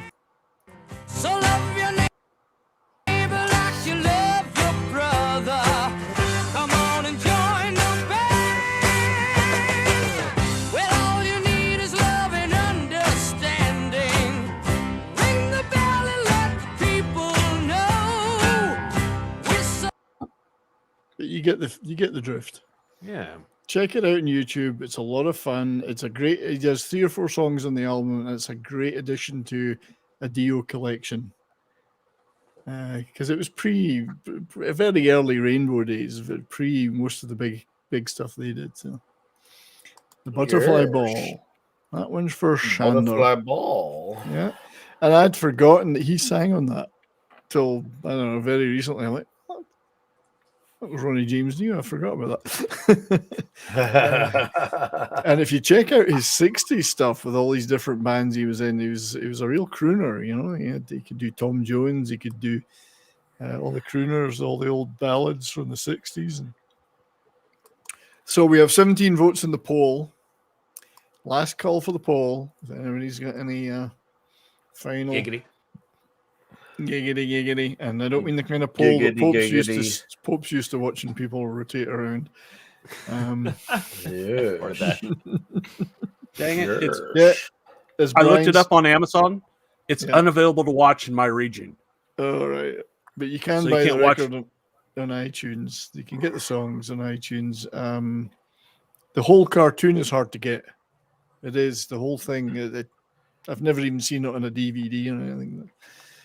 But yeah, Roger Glover wanted to do a kids thing, and there it was, you know. So he probably made some cash. But yeah, Ronnie Dio and the Red Caps and Ronnie Dio and the Prophet songs. There's a lot of their stuff on YouTube. It's interesting to hear it because he's got a beautiful crooner's voice when he wants to. You know. So crooner. A crooner matata, I think. So we're going to end the poll at 17 votes. It is over, and I think we all know what's going to be the result. The result is Love Is All is the winner of the best Dio Era Sabbath. Let's paste that in. Here we go. So there we have it. From the ones that won the individual polls, and it would be different if we had every song across all the polls. Heaven and Hell, 52%. The People Have Spoken. The Sign of the Southern Cross, 35%. Master of Insanity, 5%. And Bible Black, 5%. So that's like one person votes for each of those. I vote for all of them. All of them. Yeah, I'm with you on that one. Right enough, Heaven and Hell as a song has just this most fantastic progressive rock feel that they introduced in it. It's a beautiful song. So yeah, thank you to everybody for taking part in those polls, and it's a nice fun thing to do. And as the man himself said, the mob rules. The mob rules, exactly. The mob rules, and the mob have decided. So I mean, we could do this all day, and we are going to do a Black Sabbath all-day special once if Nick gives us a time and date to do it. I would like to go around the panel now to give you all a chance to regale me with what you're up to soon. So we'll start with our beloved guest, second time in the show, hopefully not the last, Nick. No, it will not be. And subscribe to 70s. Nick. Thank you for having me. It was a pleasure. Yeah, I do 2 shows. I do Toxic Tuesday, and I do the Comic Shop Talk. 70s is part of the Toxic Tuesday show. We talk movies, and we give our toxic take on it. Sometimes the movies are fully toxic. Sometimes they're not so much. But it's that much more gayer and toxic when they are both. So it's a wonderful time. And, of course, Comic Shop Talk, we get the dudes together. We talk comic books and we get drunk. Basically, I'm gonna hopefully I've been saying this for a month now, but hopefully this week I start getting back to videos. That's what I'm hoping to do. I miss that shit. So yeah, that's my channel. 32 Flavors of NickWeiser. Dearest Munchausen, thank you for plugging. Yeah, you can find me Comics Division, Yelling at Park Cars, Midnight's Edge, After Dark. You can find me on Twitter, Gilded, at NickWeiser as well, Instagram. Yeah, this was fun. Talking Black Sabbath is always good and it never gets old. It's truly a gift that keeps on giving. Thank you all for hanging out with us for almost 3 hours. You are all stallions for hanging out with us. You all have a great day, and I'll see a few of you in what? 1 hour for yelling at parked cars. So I guess my mower, I Holy gotta moly, yeah, we get better let you ready go to prep. yell at some cars. So yeah, thank you for having me 70s. All right, this is gonna be the part where I bow out as well. Pope, Darius, Thanks, Imperius, Daz Wolfen. Nick, have a good one, guys. Thank you, Thanks, Nick. Nick. Take care. I'll see you later. Cheers, buddy. John, my friend. Yeah. If I can figure out which window is yours. Oh, there you go. That's it. Yeah, you can find me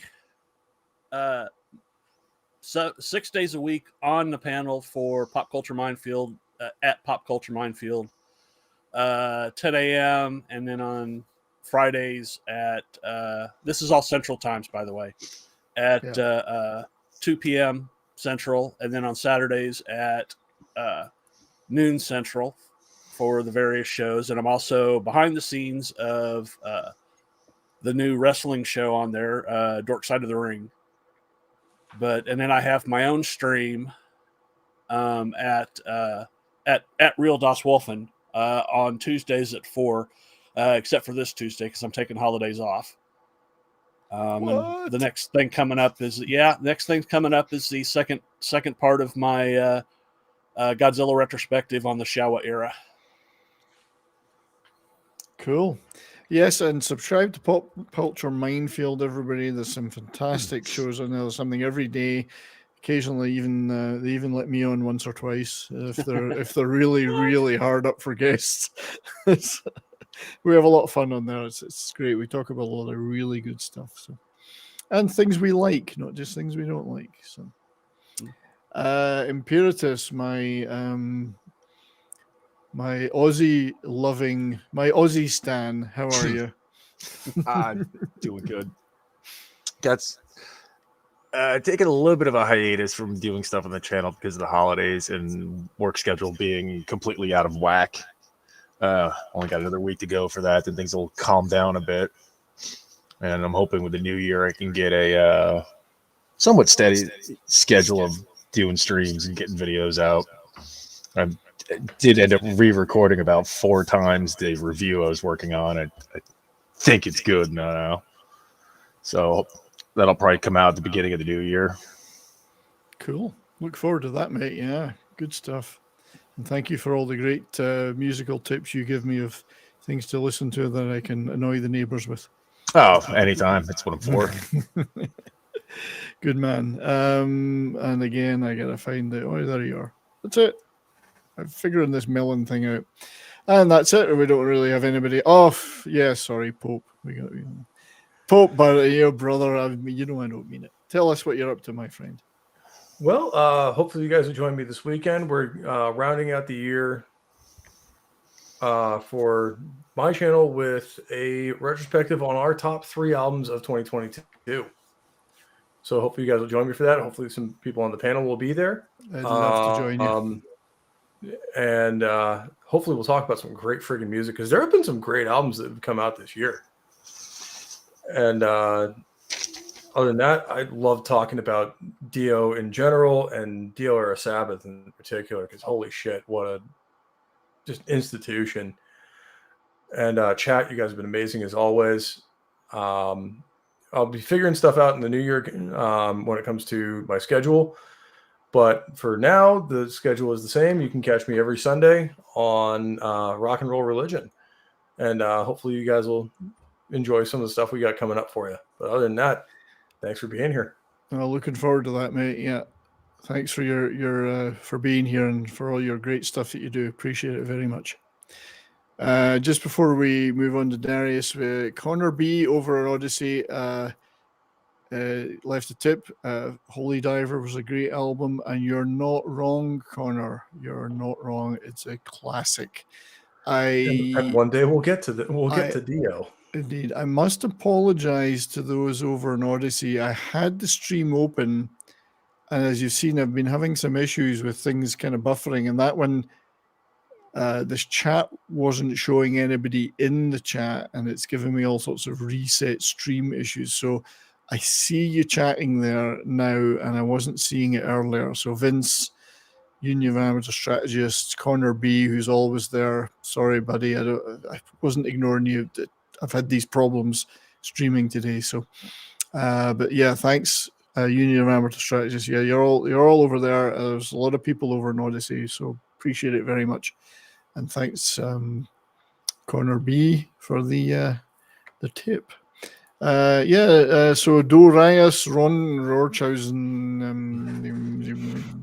my friend, thank you for being here and helping me out with production. Have you got anything going on that you'd like to promote? Well, I don't have anything specifically planned. Okay, well, we'll move on. No, I was just all right. Yeah. Hey, as always, thanks for entrusting me with so much power and control on your channel. Even though Melon is something I'm still learning my way around. We're all trying to still work our way around. Yeah, it's good, but it's a new thing. So,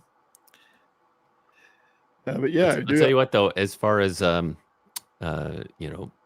Dio Era Sabbath, aka Heaven and Hell, I missed a lot of great shows in my life that will never come again. But I'm glad I got to see that band on the Metal Masters tour. Oh, so cool. No matter what other shows I've missed, I have that. I have that memory. Very pleased for you for that, mate. Yeah, that's something I never managed to do. So thank you for sharing that memory with us, you bastard. Good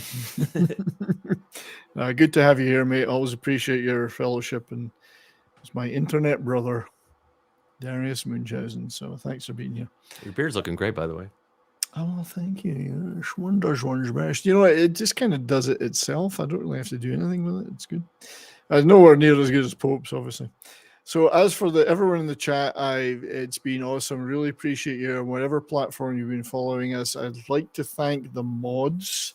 Just another red shirt, D. Bud Martin, who's been doing a sterling job as usual. Really appreciate it. Darius too, you've been doing stuff on there. Lord Thoth, but D. Bud, you've done a man's work. It sounds like that's from a movie, but I can't think which one it was. You've done a man's work today. And everyone else in the chat, too many mentioned, you've all been fucking awesome. Thank you for being here. Let's do it again soon and have some laughs. As for me, oh yeah, and those who left the tips. Christian, you were just incredible today. Thank you, my friend. Toxic Man Flu, E-Clay, and Rodriguez Ronchausen.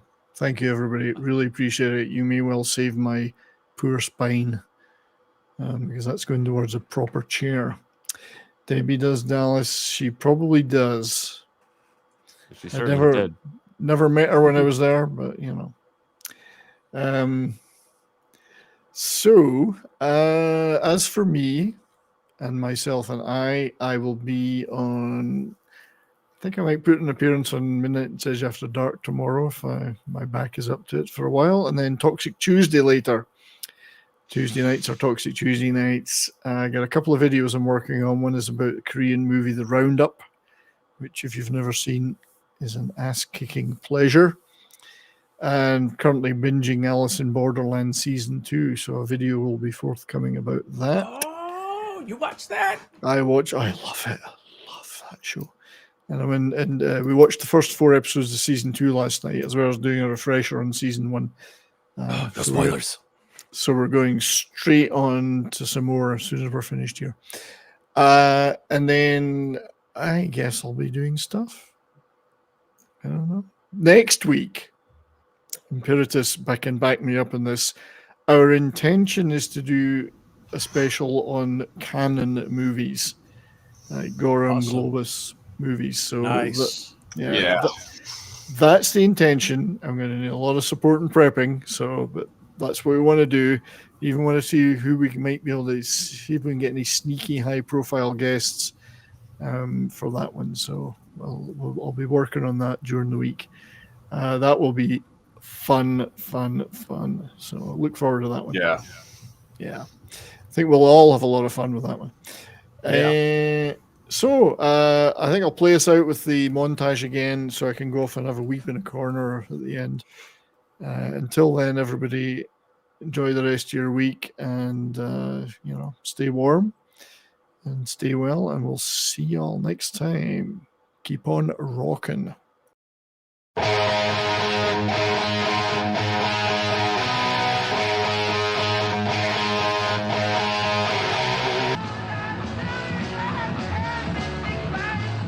You could tell that Ozzy was sounding a little rough and kind of just doing that penguin clap, just running around and just looked like a wind-up toy after a while. Ronnie spent, the first 10, 15 years of his career putting on a suit, looking for the hit song. This is something he'd left behind many years ago and believed that the unique selling point of Rainbow had nothing to do with Since You've Been Gone, Baby. It got very tense, and so Ronnie was actually fired.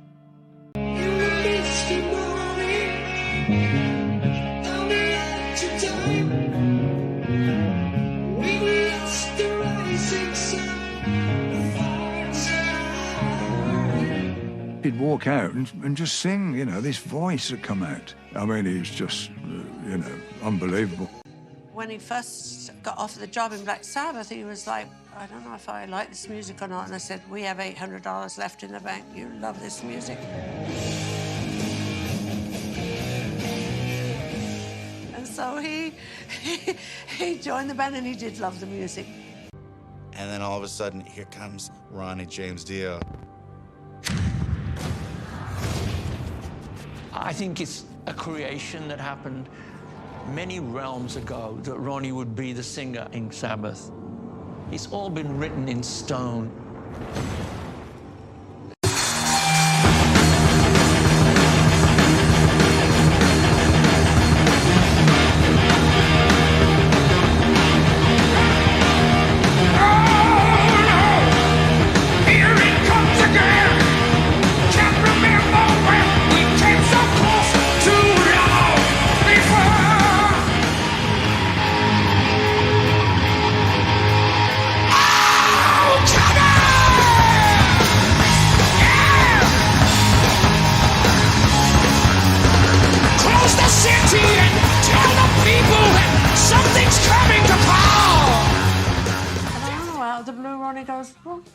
Maybe we should just write a couple of songs.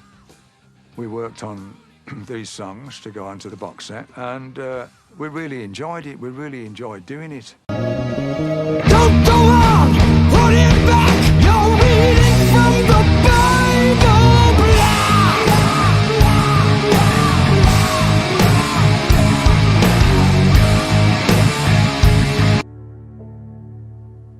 Yeah, it's on the last, we didn't know it was the last tour at the time, Heaven and Hell.